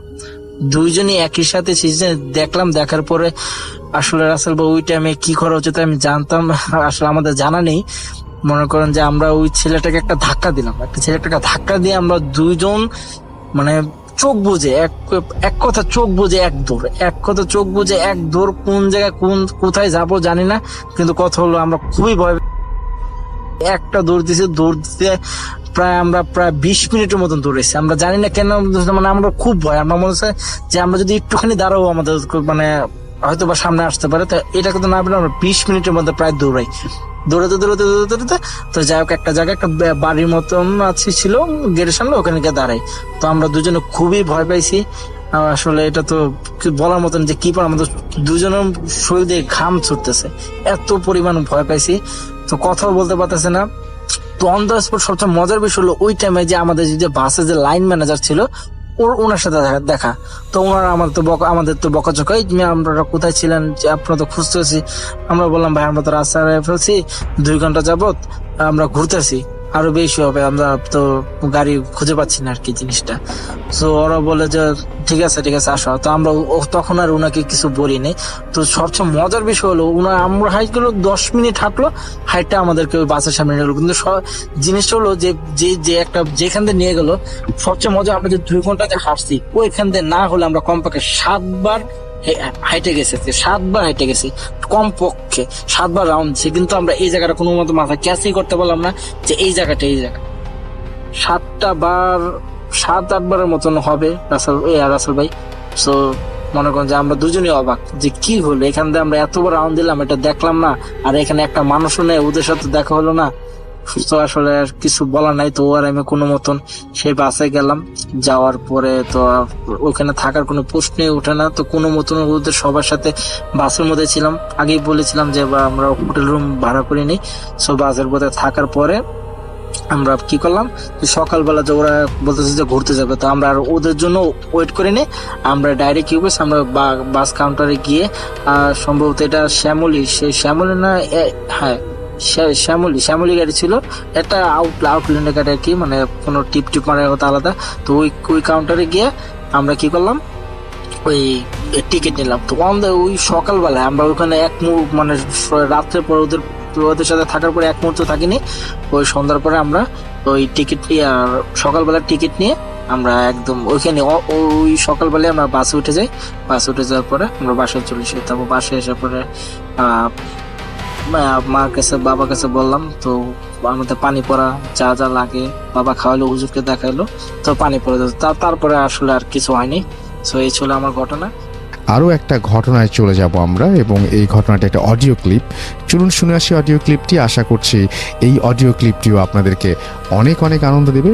চলুন শুনে আসি। আসসালামু আলাইকুম, তোর আমন্ত্রণ জানাচ্ছি। আমি আহমেদ বাবু। কেমন আছেন আপনারা? আশা করি সবাই ভালো আছেন। আমি আল্লাহর রহমতে ভালো আছি, আলহামদুলিল্লাহ। যে ঘটনাটি আমাদের সাথে শেয়ার করেছেন জামিল আহমেদ ঢাকার মোহাম্মদপুর থেকে, এবং তিনি তার বড় ভাই মোশতাক আহমেদের একটি ঘটনা আমাদের সাথে শেয়ার করেছেন। তিনি আমাকে অনুরোধ করেছেন আমি যেন ঘটনাটা আমার মতো করে আপনাদের কাছে শেয়ার করি। আমি চলে যাচ্ছি জামিল আহমেদের পাঠানো ঘটনায়। 80 দশকের কথা। জামিল সাহেবের বড় ভাই মোশতাক আহমেদ তখন নতুন বিয়ে করেছেন। তিনি তখন চাকরি পেয়েছিলেন। চাকরি পরপরই তার বিয়ে হয়, এবং তার শ্বশুর বাড়ি ছিল সিলেটের কোন একটি অঞ্চলে, বৃহত্তর সিলেটের কোন একটি অঞ্চলে, এবং তিনি সেখানে গিয়েছিলেন বেড়াতে। বেশ পছন্দ হয়েছে তার প্রাকৃতিক পরিবেশ ইত্যাদি ইত্যাদি। তার শ্বশুর সাহেব যিনি ছিলেন, তিনি সেখানকার একটা চা বাগানের একজন বড় কর্মকর্তা ছিলেন। তো তিনি তখন সাম্প্রতিক সময়, মানে সেই সময়কার সাম্প্রতিক সময় রিটায়ার করেছিলেন। তো যাই হোক, মোশতাক সাহেবের বিয়ে হলো, এবং তার সেই হানিমুন তিনি কোথায় করবেন এটা চিন্তা করছিলেন। তো অনেক রকমের পরিকল্পনা হয় তখন। পরিবার থেকে বলা হয় কক্সবাজার যেতে। তবে মোশতাক সাহেবের শ্বশুর তাকে বলেন যে তাদের একটা টি স্টেট আছে কোন একটা অঞ্চলে, এই বড় বৃহত্তর সিলেটেরই কোন একটা অঞ্চলে, সেটা অনেক পুরনো একটা টি স্টেট, এবং সেখানকার আশেপাশের পরিবেশ অনেক সুন্দর, অন্যরকম দেখতে। তিনি বলেন যে এটার যে টিলার একটা অংশ আছে, ওই পাশে গেলে দেখা যাবে যে একদম ফাঁকা, বেশ সুন্দর, মানে প্রাকৃতিক পরিবেশ খুবই সুন্দর। তো তিনি সাজেস্ট করেন মোশতাক সাহেবকে যে তুমি চাইলে ওখানে ঘুরে আসতে পারো। তো মোশতাক সাহেব বলেন যে ঠিক আছে। তিনি তারও ভাল লাগে, কারণ তিনি এর আগে যেহেতু গিয়েছেন শ্বশুর বাড়িতে 2-1 জায়গায় গিয়েছেন, তার কাছে ভালো লাগছে, চা বাগান খুবই ভালো লাগছে তার কাছে। এবং তার একটা শখ ছিল যে তিনি এই চা বাগানের যে বাংলোতে রাত কাটানোর, যেহেতু তার শ্বশুর রিটায়ার হয়ে গেছেন, তিনি এখন ওখানে নাই, তো সুতরাং তো ওইটা তো কাটানো হয় নাই। তো তার ইচ্ছা ছিল, তিনি যেহেতু এখন সুযোগ পাইছেন, তিনি বলেন লুফেলেন আর কি সেই সুযোগটা। শ্বশুরকে বলেন যে ঠিক আছে। তো মোশতাক সাহেবের শ্বশুর তাকে ব্যবস্থা করে দেন সেখানে, সেই চা বাগানে সে মানে তাকে ওখানে 2 রাত ঘুরে আসার। তো তিনি যথারীতি তার স্ত্রী সহ ওখানে চলে যান, গিয়ে সেই চা বাগানে ওঠেন। তো খুবই সুন্দর একটা চা বাগান, বাট অনেক পুরনো, সেই ব্রিটিশ আমলের একটা জায়গা। তো একেবারে সুন্দর চা বাগানের রাস্তাগুলো যেরকম হয়, মানে চিকন চিকন রাস্তা, 2 পাশে গাছ, চা গাছ এবং টিলার মতো, তারপর বড় বড় গাছ আছে। এগুলোর মধ্যে দিয়ে এক সময় তিনি পৌঁছে যান সেই বাংলোতে। বাংলোটা মোটামুটি বেশ ভেতরে এবং বেশ পুরনো একটা বাংলো, বোঝাই যায় ভেতরকার অবস্থা, মানে আশেপাশের যে লুক এন্ড এভরিথিং দেখে। কিন্তু তার কাছে বেশ পছন্দ হয়েছে, মোশতাক সাহেবের পুরো জিনিসটা খুব পছন্দ হয়েছে। মানে নিখাত একটা প্রাকৃতিক পরিবেশ, কিন্তু সমস্যা হচ্ছে এখানে বিদ্যুৎ প্রায় থাকেই না বলা চলে। বিদ্যুৎ আসে চলে যায় এবং গেলে লং টাইমের জন্য যায়, মানে বেশ সাফারিং একটা জিনিস। তবে মোশতাক সাহেব খুব পছন্দ করেন, তিনি অ্যাডভেঞ্চার প্রিয় মানুষ। তিনি তার স্ত্রীকে বলেন যে আমার কাছে এটাই ভালো লাগে, মানে এরকম যখন কারেন্ট থাকবে না তখন বসে থাকবো আমরা হারিকেন জ্বালিয়ে, মানে এটা খুব এনজয়েবল একটা জিনিস। বারান্দায় বসবো, রাতের বেলা প্রকৃতির শব্দ শুনবো। তো সেখানকার তিনি যখন এই কথাগুলো বলতেছিলেন তার ওয়াইফকে ওখানে বসে, তো তখন সেখানে যে তখনকার একজন কেয়ারটেকার ছিল, সে যাওয়ার সময় বলে যে স্যার একটা কথা বলি, যে রাতের বেলা বারান্দায় বসেন না। তো মোশতাক সাহেব বলছে কেন? বলে বাগান, চা বাগান তো অনেক মানে জিনিসপত্র আছে, এরকম বন্য প্রাণীও চলাফেরা করে এখান দিয়ে রাতের বেলা, খামাখা মানে দরকার নেই, বারান্দার মধ্যে বসার দরকার নেই, রাতের বেলা ঘরে থেকেন। এই দিনে ঘুরেন, বারান্দা আছেন, আমরাও তো আছি বিকালবেলা এখানে দিকে, রাত্রেবেলা থেকেন না। তো মোশতাক সাহেব জাস্ট লোকটার কথা শুনে বলে হু হা করে, কিন্তু কারণ তিনি মানসিকভাবে খুব মানে স্ট্রং একজন মানুষ, আর তিনি মানে খুব মানে আর কি মনে করেন যে এইসব এটা কোনো ব্যাপার না। এই ধরনের প্রাকৃতিক পরিবেশে আসলে যদি রাতের বেলা বাইরেই না থাকে তাহলে আর নেচারের কাছাকাছি থেকে কী লাভ। তিনি তো এই কারণেই আসছেন, এটাই পছন্দ করছেন। আর তিনি ছোটবেলা থেকে একটা কথা শুনতেন যে চা বাগানে নাকি ভূত থাকে, এটা ছোটবেলার থেকে অনেকের কাছে শুনছেন। তো অনেক বেশি অ্যাডভেঞ্চার প্রিয় হয় মোশতাক সাহেবের, এই শখটাও আছে যে এইরকম কিছু তিনি যদি দেখতে পান। তো যাই হোক, তাদেরকে মোটামুটি সব গোছায় টোছায় দিয়ে যে কেয়ারটেকার চলে যাচ্ছেন সন্ধ্যার সময়, বললেন যে স্যার আর কিছু লাগবে? তো বলতেছে যে না, আপনি সবকিছু ঠিকঠাক আছে, অসুবিধা নেই, আপনি যান, আমরা আছি। বলে ঠিক আছে স্যার, এখন তো যোগাযোগের উপায় নেই, আপনার যদি যোগাযোগের প্রয়োজন পড়ে তাহলে আমার কোয়ার্টারটা ওই যে পিছনে, দেখাই দিল যে হেঁটে ওই দূরে দেখা যাচ্ছে একটা ছোট্ট কোয়ার্টার।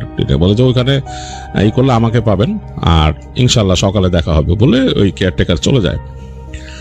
তো মোশতাক সাহেব আছেন তার স্ত্রীকে নিয়ে রাতের বেলা, এই একটা মানে বাংলোর মতো আর কি, মানে বুঝতে পারছেন তো, যে একতলা বাড়ি হলো বাংলোর মতো, অনেকগুলা ঘর, কিচেন বাথরুম আছে, বেশ সুন্দর, খুব সুন্দর করে গোছানো। সেই 80-র দশকে ওইটাকে বেশ সুন্দর করে গোছা রাখছিল তারা। তো যাই হোক, বেশ ভালো লাগতেছে তার। তিনি তার ওয়াইফকে বলেন চা বানাইতে, এবং তারা বারান্দায় বসেই চা খান। তখন অলরেডি রাত হয়ে গেছে 8টার দিকে।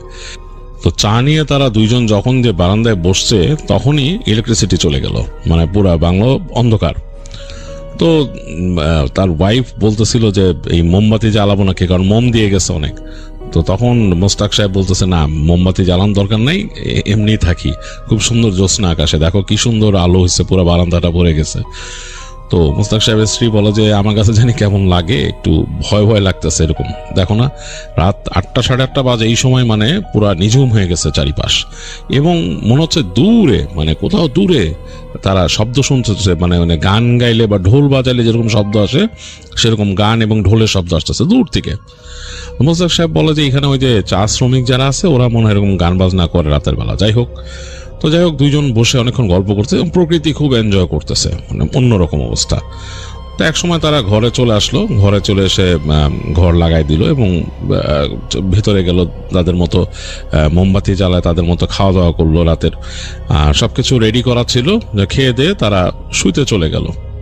তো তখন প্রায় রাত 10টা বাজে। 10টার সময় কিন্তু নিশি রাত বলা চলে তখন, কারণ শহরেই তখন রাতের বেলা 10টার দিকে মানুষজন থাকতো না, 80-র দশক এরকম ছিল। আর এটা তো একেবারে চা বাগানের ভেতরে গহীনে, তো মানে একেবারে নিশি রাতের মতো অবস্থা। তখন তারা শুতে গেছে। তো শুয়ে শুয়ে তারা এমবিএন শব্দ শুনতেছে, আশেপাশে উদ্ভট ডাক শুনতেছে, প্রাণীর, এগুলা তারা শুনে নাই কখনো শহরে। খুব মানে মজা লাগতেছে মোশতাক সাহেবের কাছে। কিন্তু এক সময় এগুলো শুনতে শুনতে তার ঘুম চলে আসছে, ঘুমায় গেছে দুইজনই। হঠাৎ করে ঘুম ভাঙছে, এর মধ্যে মোশতাক সাহেবের ঘুম ভাঙছে। মনে হলো যে সে হঠাৎ করে মানে চোখ আধবজ অবস্থায় তাকাইছে, ঘরটা অন্ধকার, অন্ধকারের মধ্যে সে আলোর ঝলকানি দেখতেছে। তো তখন তিনি বুঝতে পারলেন যে ঝড় হচ্ছে, বাইরে প্রচন্ড মেঘ ডাকতেছে এবং বিদ্যুৎ ফ্ল্যাশ করতেছে। তো অবাক হলে যে খেয়াল করলেন যে তাদের রুমের যেই দরজাটা, মানে তারা যেখানে ঘুমায় আছে বিছানাটা, তার সোজা কিন্তু মানে পায়ের দিকে, তাদের পায়ের দিকে সোজা গেলেই দরজা, বারান্দায় বেরোনোর, আর তার পাশে জানালা। তো ওই জানালার পাট খুলতেছে লাগতেছে বাতাসে, এবং ঘরের মধ্যে বাতাস ঢুকতেছে, দমকা বাতাস, এবং ঠাস ঠাস করে বাড়ি খাচ্ছে। এই শব্দেই মনে হয় তার ঘুম ভাঙছে। তো তিনি দেখলেন যে তার স্ত্রী বেঘরে ঘুমাচ্ছে, মানে তার মানে সে এখনো ঘুম। তো তিনি চিন্তা করলেন মোশতাক সাহেব যে না, স্ত্রীকে না জাগে আমি ঠিক করি। তো সে উঠে বসলেন, তিনি উঠে গেলেন দ্রুত। বিদ্যুতের ফ্ল্যাশ আছে, বাতাস এবং বৃষ্টির ছাঁট ঢুকে যাচ্ছে ভেতরে। দ্রুত যে তিনি জানলাগুলো লাগায় এই পাশে জানলাগুলো লাগায় পর্দাটা টেনে দিলেন। এরপরও ওই জানলার ফাঁক ফোকর দিয়ে, জানলাগুলো ছিল কাঠের, ফাঁক ফোকর দিয়েও বাতাস হুইসেল করে, যে চিকন ফাঁক দিয়ে বাতাস যে হুইসেল করতেছে। তো তিনি জাস্ট মোটামুটি পর্দাটা টেনে দিয়ে এই পাশে জানলার কাছে যখন গেছেন, লাগাইতে যাবেন আর কি, মানে জানলার কাছে, তার কাছে মনে হলো জানালার গ্রিল ধরে কেউ একজন দাঁড়ায় আছে।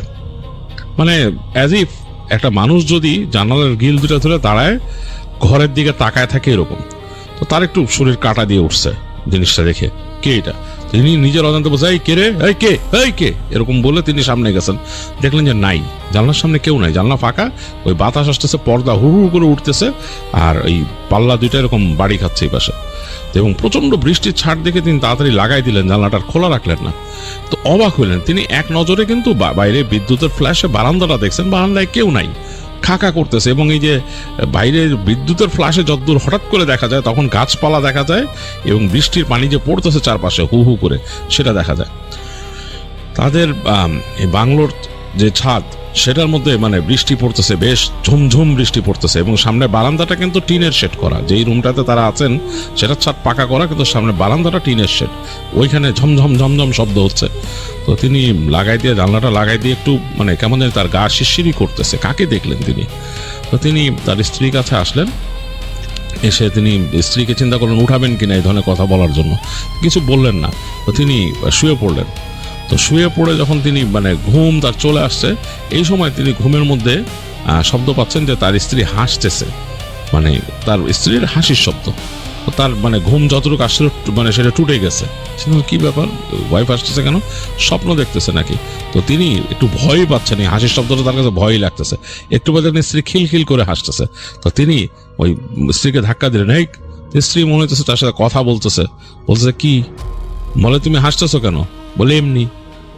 অবাক হয়ে গেলেন তিনি, আরে এটা কেমন কথা যে এমনি বলতেছে, মানে স্ত্রী এরকম হাসতেছে বলছে এমনি। তো তিনি মানে চুপ করে গেছেন না, কিছু বলতেছেন না।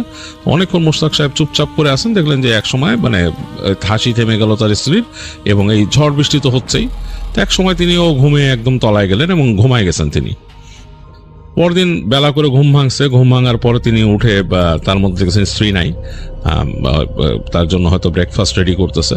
তো তিনি উঠে ফ্রেশ হতে গেলেন, ওখানকার বাথরুম ছিল ভিতরে, বাথরুম থেকে ফ্রেশ হয়ে আসলেন। দেখলেন একটু পরে নাস্তা দিচ্ছে তার স্ত্রী, এবং তাদের বাইরে গেটের বাইরে মনে হয় যে কেয়ারটেকারও আসছে। কেয়ারটেকার কি জানি করতেছে ওইখানে, বলতেছে যে একেবারে বৃষ্টিতে ভাসায় দিছে। তো তিনি তার স্ত্রীকে বললেন, এই কি রাত্রেবেলা তুমি কি হাসাহাসি করতেছিলে কেন? তো তার স্ত্রী হা হয়ে তাকায় আছে, বলছে কি বলো উল্টা পাল্টা কথা, আমি কিসের হাসাহাসি করবো, কি স্বপ্ন দেখছো না দেখছো কে জানে, হাসতেছিল তুমি এখানে, এই সেই এগুলো বলে তিনি নাস্তা করলেন। নাস্তা করে একটু পর বাইরে গেলেন, দেখলেন যে কেয়ারটেকার ওই কিছু জিনিসপত্র ভেঙে চুরে পড়ছে, ডাল ডুল এগুলো সরাইতেছে সামনে। তো তারে তিনি বললেন যে এই যে আপনাদের এখানে কি কোনো রাতের বেলা মানুষ চলাফেরা করে? বলে কেন? বলে যে এই আমার জানলার কাছে কারে যেন দেখছি রাত্রেবেলা। তো ওই লোকটা কিছুক্ষণ তাকায় থাকলো তার দিকে, দেখে বললো কি জানলা লাগায় ঘুমান না আপনি? জানলা তো লাগাই দিছি মনে হয়। মনে হয় না, জানলাটা লাগায় ঘুমায়েন, আপনি তো আর একদিন আসেন, আজকে রাত্রে আসেন না, জানলাটা লাগাই দিয়েন। তো আর কিছু বললো না। তার কাছে একটু বেয়াদব মনে হইলো মোশতাক সাহেবের, যে ওই কেয়ারটেকারটারে, মানে এই লোক এইভাবে কথা কেন বলে তার সাথে। যাই হোক, তিনি ভিতরে আসলেন এবং তারপরে তার মতো ওই দুপুরে থাকলেন, খাওয়া দাওয়া করলেন। বিকালের দিকে তিনি তার স্ত্রীকে নিয়ে বেরোলেন হাঁটতে। তো হেঁটে যাচ্ছেন, হাঁটতে হাঁটতে হাঁটতে হাঁটতে ওই বাগানের এক প্রান্তে চলে আসছেন। এক প্রান্তে এসে দেখতেছেন যে এই জায়গায় মানে একদম রাস্তায় একটা চলে গেছে ডানে, একটা বাঁয়ে, একটা সোজা। তো তিনি চিন্তা করলেন যে বাঁয়েরটায় যাই, বাম দিকেরটা কেন জানি তাকে মানে মনে হলো যে বাম দিকে গেলে ভাল লাগবে, বা ওখানে হয়তো মানে দূর থেকে যতটুকু দৃষ্টি যাচ্ছে অতটুকু মনে হচ্ছে বাঁ দিকটা সুন্দর হবে বেশি। তো উনি বাঁ দিকে চলে গেলেন, কারণ রাস্তাগুলো কিন্তু মানে বিভিন্ন রকমেরই থাকে, মানে এরকম দিক থাকে। তো উনি বাঁ দিকে হেঁটে গেলেন। তো হাঁটতে হাঁটতে হাঁটতে এক জায়গায় আসলেন। আসার পর তিনি দেখলেন যে একটা কবরস্থান, এবং এই কবরস্থানটা একটা টিলার উপরে। তিনি খেয়াল করতেছেন যে কবরস্থানের মধ্যে বেশ কিছু কবর আছে এবং সেগুলোর সামনে টুমস্টোন দেওয়া ছোট ছোট। দুইটা কবর দেখলেন তিনি, দুইটা টুম বেশ বড় এবং দুইটা টুমস্টোনও বেশ বড়। তো তিনি আস্তে করে তার স্ত্রীকে বললেন যে চলো তো হেঁটে তিনি ভিতরে যেতে, স্ত্রী যেতে চাইতেছেন না, কবরস্থান দেখে তার ভয় লাগতেছে। আর এই কবরস্থানের ভিতরে যে কয়েকগুলো গাছ আছে কতগুলো, সেই গাছগুলোর মধ্যে পাতা টাতা নাই, মানে পত্রহীন গাছ, পাতা টাতা নাই, মনে হচ্ছে মরা গাছ। তার স্ত্রী বলতেছেন না যেও না, এখানে যাবো না। সেই তো তিনি আরে ধুর সুন্দর, আসো আসো আসো।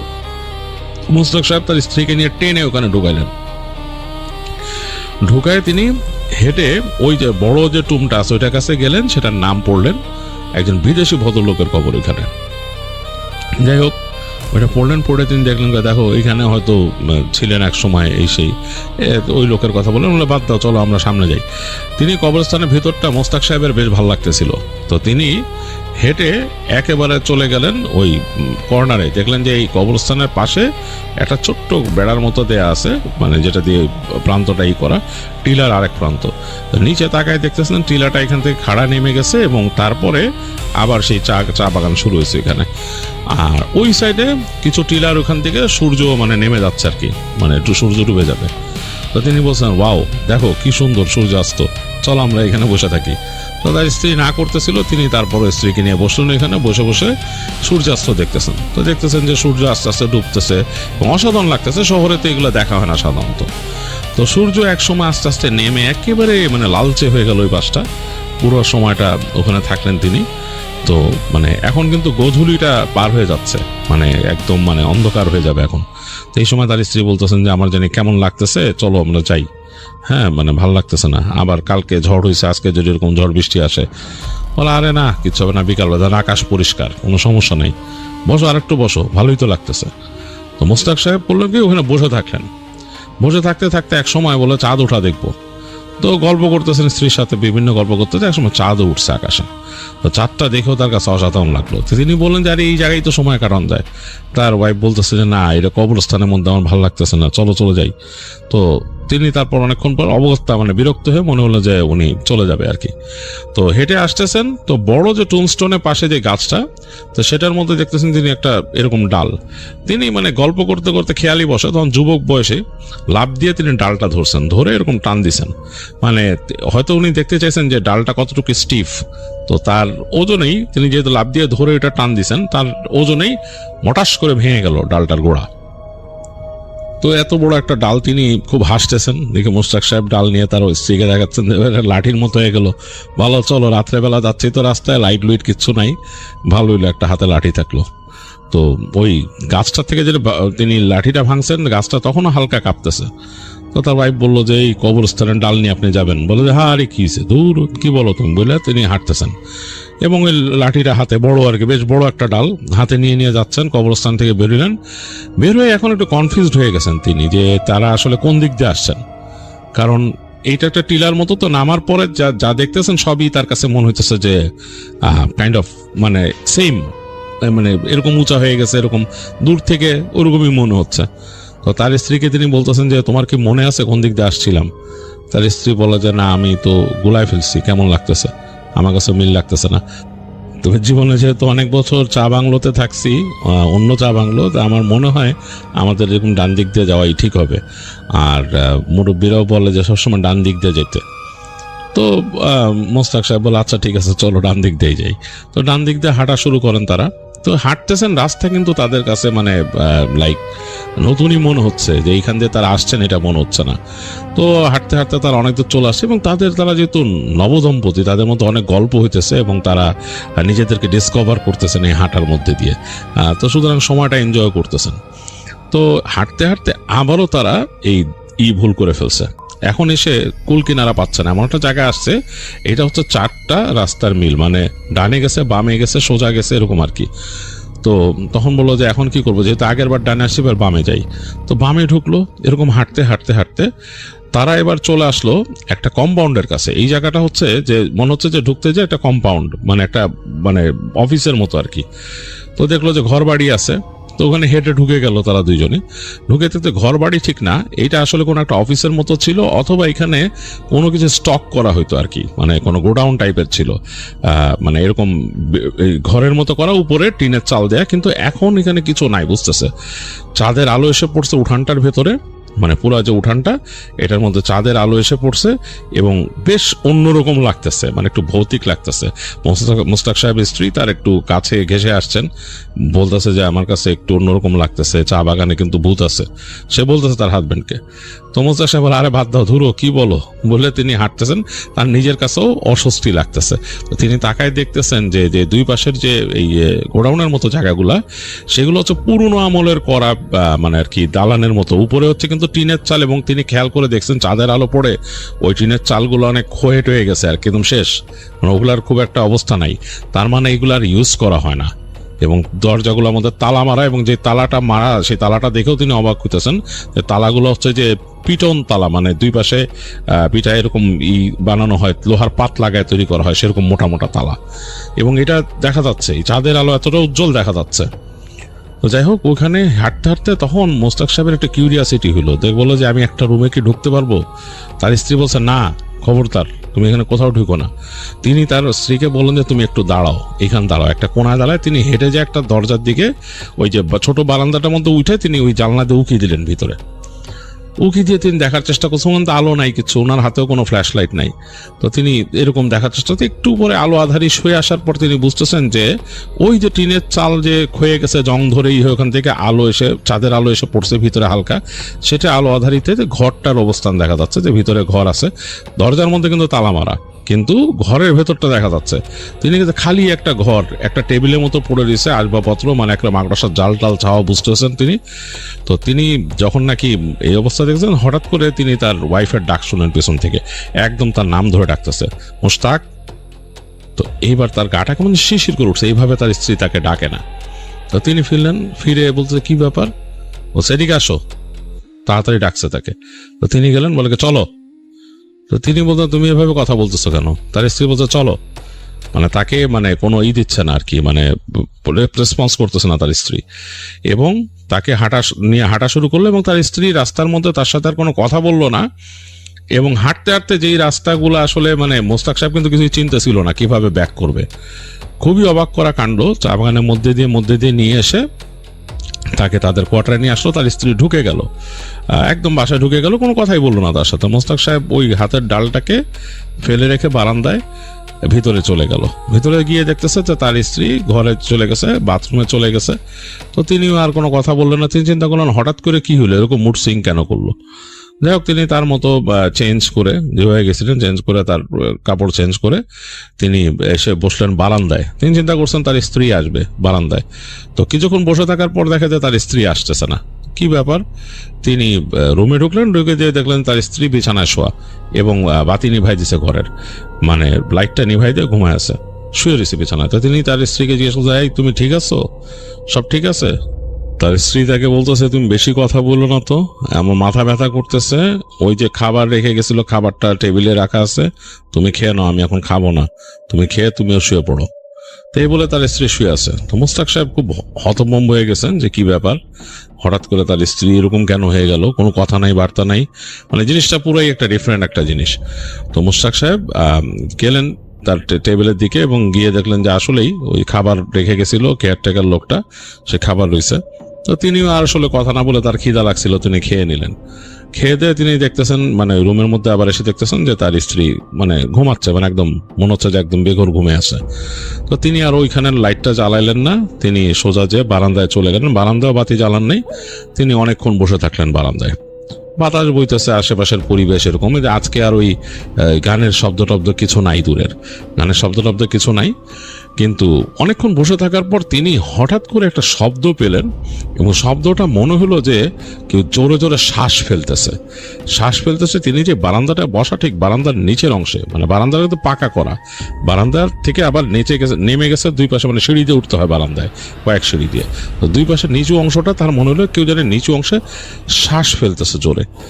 তো একটু মানে অবাক হলেন তিনি যে কে শ্বাস ফেলতেছে, মনে হচ্ছে মানে একটা মানুষ যদি জোরে জোরে নিঃশ্বাস নেয় এরকম। তো তিনি তাড়াতাড়ি ওই যে বসেছিলেন চেয়ার থেকে উঠে তাকাইলেন নিচের দিকে, তো কেউ নাই, পুরো জায়গাটা ফাঁকা। একটু আগে তিনি স্পষ্ট শুনছেন যেখানে কেউ শ্বাস ফেলতেছে। তো মোস্তাক সাহেব ভাবলেন যে আসলেই তো মানে চা বাগান নিয়ে তো যেহেতু কথা আছে কিছু, ঠিক না, এরকম মানে কি হয় না হয় এটার কোনো আগা মাথা নেই, বাদ দেই, আমি যাই, উঠে যায় এখান থেকে। তো সে উঠে গিয়ে রুমের মধ্যে দরজা লাগাই দিয়ে, যে রুমটা দরজা লাগাই দেওয়ার পর কিন্তু বেশ অন্ধকার, লাইট তো জ্বালান নেই ওখানে, তিনি যে তার স্ত্রীর পাশে শুয়ে পড়লেন। তো এরকম অনেকক্ষণ হয়েছে, তার এক সময় ক্লান্ত লাগা শুরু করলো, মনে হলো যে ঘুমায় যাও, ঘুম এসে পড়ছে আর কি, এরকম একটা অবস্থা। তো যখন তিনি একদম ঘুমায় যাবেন, চোখটা একদম লেগে আসছে, এই সময় তিনি দরজার মধ্যে নক শুনলেন। তাদের ঘরের যে মেইন দরজা ধামধাম ধামধাম নক করতেছে কেউ। তো মোশতাক সাহেব তখন একটু ভয় পাইছেন নক শুনে, এরকম রাতের বেলা, তখন অলরেডি 10টা-11টা বাজে এরকম। তিনি বলছে কে কে? তো তিনি তাকাচ্ছেন তার ওয়াইফের দিকে, মানে ঘরের মধ্যে কিন্তু আলো আধারি, কারণ ঘরটা পুরোপুরি তখনও মানে অন্ধকার হয়ে যায় নাই, চারপাশে যেতে ওই যে ফাঁক ফোকর দিয়ে হালকা আলো আসতেছে, অ্যাম্বিয়ান আলো। তো তিনি স্ত্রীর দিকে তাকাইতেছেন, দেখা যাচ্ছে তার স্ত্রীকে তিনি বুঝতে পারছেন শুয়ে আছে। দেখলো যে তার স্ত্রীর নড়াচড়া নাই, সে তার মতোই শুয়ে আছে।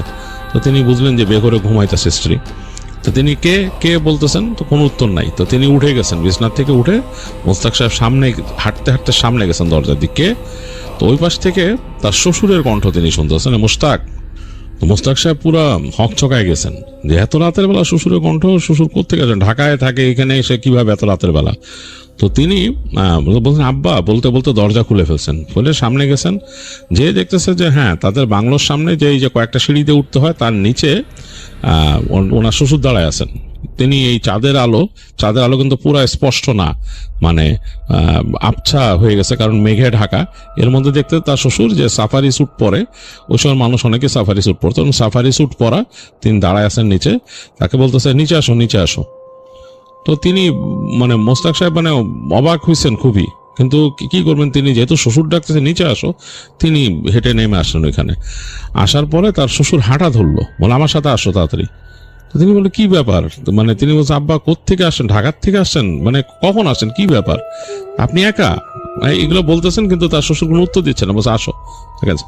তো শ্বশুর হাঁটতেছে, মোশতাক সাহেবও হাঁটতেছে, এবং তার পায়ে জাস্ট চপ্পল, স্যান্ডেল, আর তিনি একটা পায়জামা পরা ছিলেন, আর সাথে গেঞ্জি, ঠান্ডা ঠান্ডা লাগতেছে বেশ, মানে যদিও তখন শীতের সময় না, বাট বেশ ঠান্ডা লাগতেছে রাতের বেলা বাতাসে। তিনি দেখতেন তার শ্বশুর একদম হন হন করে হেঁটে যাচ্ছে, তিনিও হেঁটে যাচ্ছেন, মোশতাক সাহেব হেঁটে হেঁটে যাচ্ছেন। তো হাঁটতে হাঁটতে তিনি একদম মানে একটা জায়গা আসলে যে বাঁক, মানে এদিকে ডানে বামে, তো দেখলেন শ্বশুর একদিকে চলে গেল। তো মোশতাক সাহেব তার শ্বশুরকে আরেকবার ডাকলেন যে আব্বা কই যান আপনি, আব্বা কই যান? তো শ্বশুর কোনো উত্তর দিচ্ছে না। তো তিনি হাঁটতে হাঁটতে শ্বশুরকে ফলো করে চলে গেলেন সেই যে কবরস্থান, যে সে কবরস্থানের কাছে নিয়ে গেছে তার শ্বশুর। তো তিনি মোশতাক সাহেব তখন জিজ্ঞেস করছে আব্বা এখানে কি করেন, এখানে তো বিকালে আসছিলাম, কি ব্যাপার এখানে? তো তার শ্বশুর জাস্ট কবরস্থানে গেটে গেছে, ঘুরে দাঁড়ায় বললো আসো আসো, তুমি এদিকে আসো। তো নিয়ে গেল তাকে ওই ইসের কাছে, এবং হেঁটে হেঁটে একদম কর্নারে চলে গেল, যেখানটায় তারা বসছিল, মানে সে আর তার স্ত্রী বসছিল, ওই জায়গায় চলে গেল। মোশতাক সাহেবকে আবার ডাকতেছে এরকম হাত দিয়ে, সে দেখতেছে এখানে কিন্তু শ্বশুরকে পুরো দেখতেছে না, সে চেহারাটা দেখা যাচ্ছে না, চেহারার অভিব্যক্তি, সে দেখতেছে যে তার শ্বশুরের মানে এই চাঁদের আলোর ব্যাকগ্রাউন্ডে তার শ্বশুরের অবয়বটা তাকে ডাকতেছে।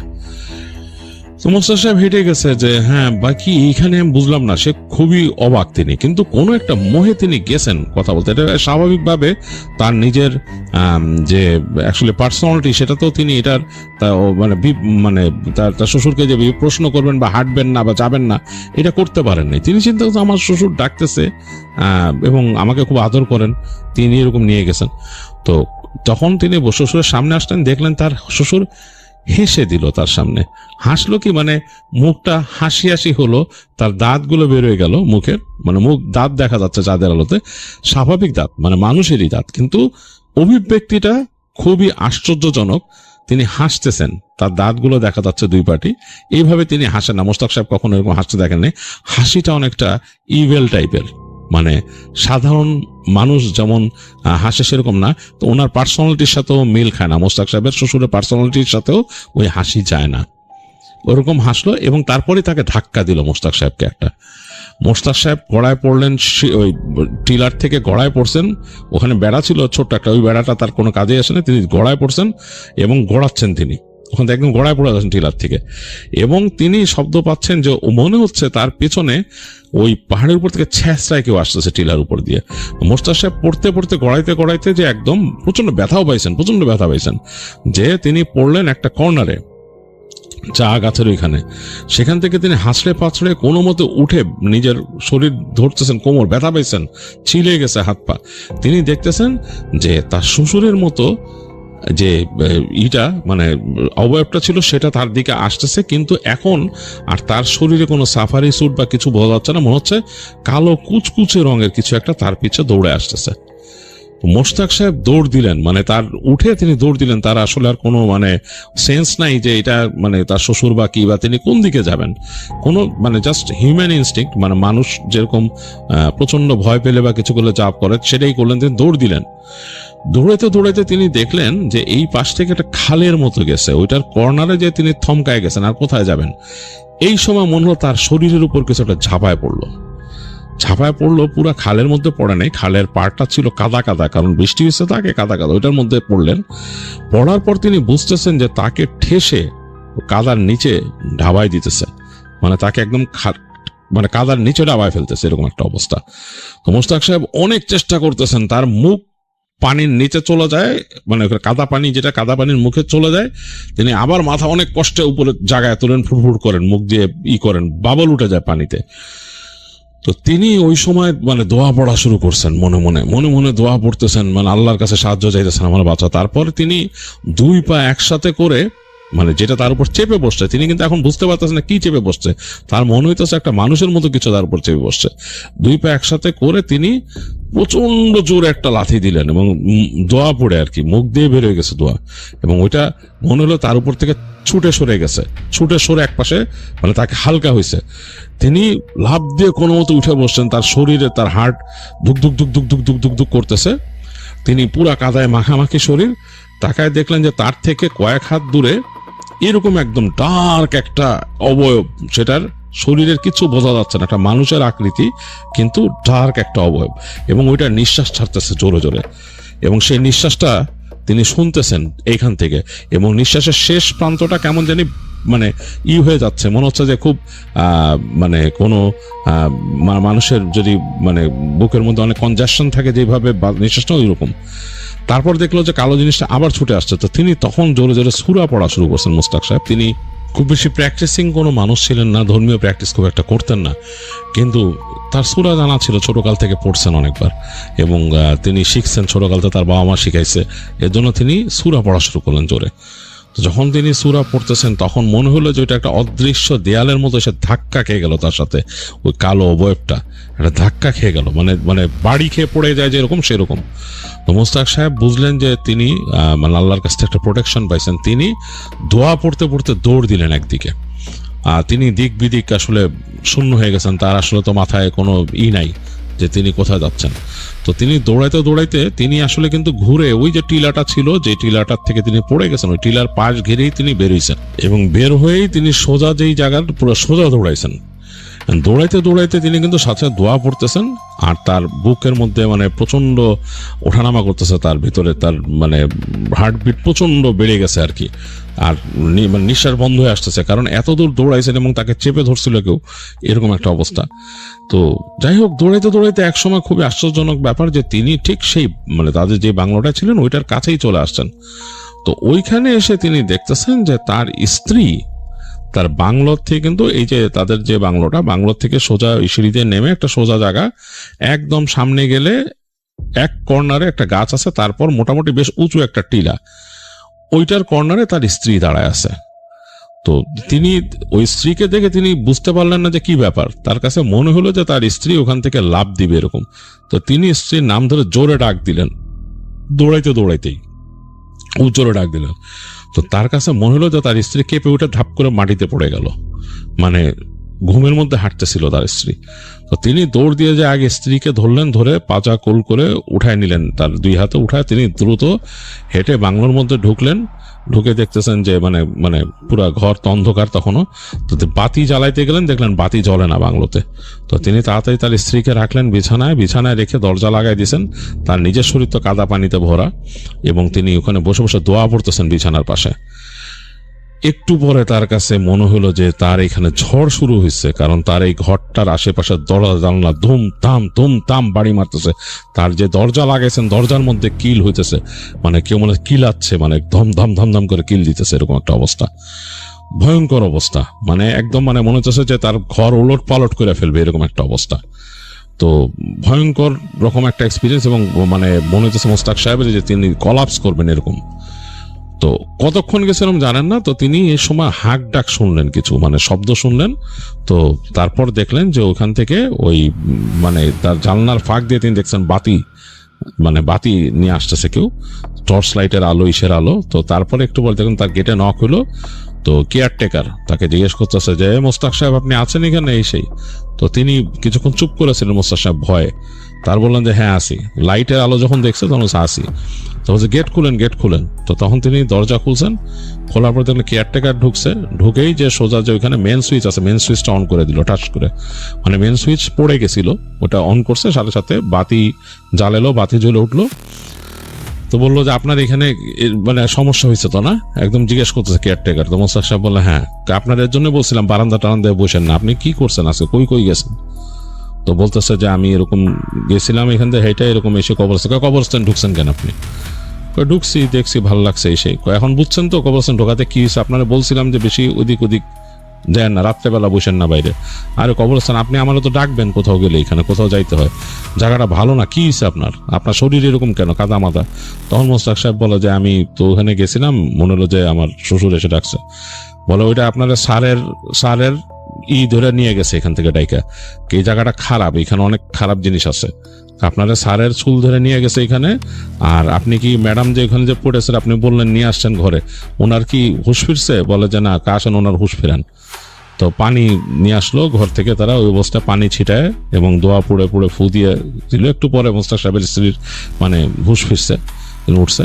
তো বললো যে ওনারাও তো আসর করছে দেখে উনি হেঁটে গেছে, আপনার দুইজনটাই শেষ করতো আজকে, এই ভালো না। আপনি আর এখান থেকে আর কি করছেন? বলে যে আমি, তখন মোস্তাক সাহেব মনে পড়লো, তিনি বললো যে আমি কবরস্থানের মধ্যে ডাল ভাঙছিলাম। বলে আরে আপনি কি যে করছেন?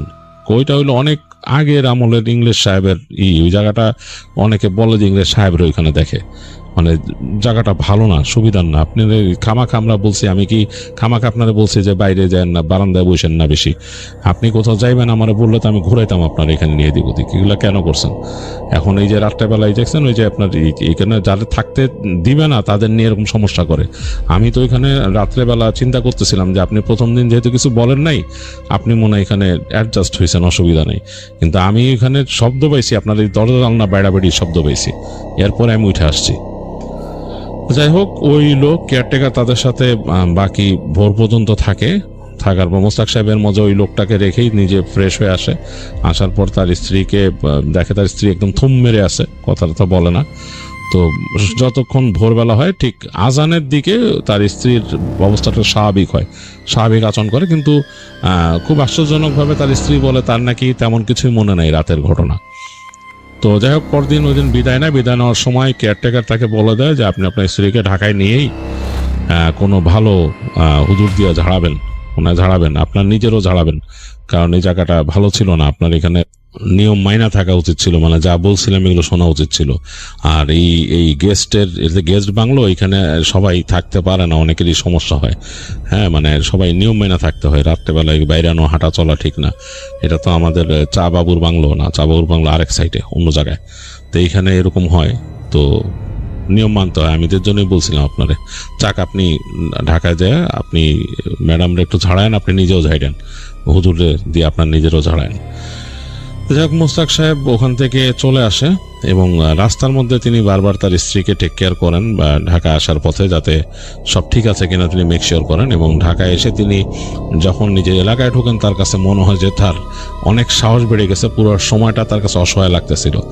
এখানে তিনি ঢাকায় আসার পরই তিনি যে তাদের পরিচিত, তাদের এলাকার যে মসজিদের ইমাম সাহেব আছে তার কাছে যান, তাকে সব বলেন যে এরকম হয়েছে। ইমাম সাহেব প্রথমেই তাকে ঝেড়ে দেন, ঝাড়ার পর তিনি বলেন যে আচ্ছা আমি আপনার বাসায় দেখি আসবো। তো পরদিন তার বাসায় আসেন ইমাম সাহেব আসরের পরে, এসে তার স্ত্রীকে বলেন যে আসতে আর কি, তার মায়ের সাথে পর্দা করে। তা আসার পরে ইমাম সাহেব তাকে ঝেড়ে দেন, দূর থেকে ঝেড়ে দেন এবং বলেন যে পড়া পানি দিয়ে দেন, আর বলেন যে আমল করতে, এগুলো করতে, এই আমলগুলো করেন, ইনশাল্লাহ অসুবিধা হবে না। বলছে যে আপনারা যে জায়গায় গেছেন ওই জায়গায় খারাপ জিনিস আছে, খারাপ জিন আছে, অনেক পুরনো খারাপ জিন, এবং এগুলা মানুষকে সমস্যা করে, এবং জিনদের মধ্যে কিছু আছে হয়তো আপনি তারে কোনোভাবে বিরক্ত করে ফেলছেন, ওই তার ওখানে যে আপনি তার সময় নষ্ট করছেন। আর এই দুষ্ট জিনরা মেয়েদের প্রতি নজর দেয়, আর আপনাদের তো নববিবাহিত আপনারা, তো দুষ্ট জিনদের এটা একটা কাজ, চেষ্টা করছিল আপনাদের ক্ষতি করতে। তো যাই হোক, এই ছিল জামিল আহমেদের শেয়ার করা ঘটনা, যেটা আপনাদের সাথে শেয়ার করে ফেললাম।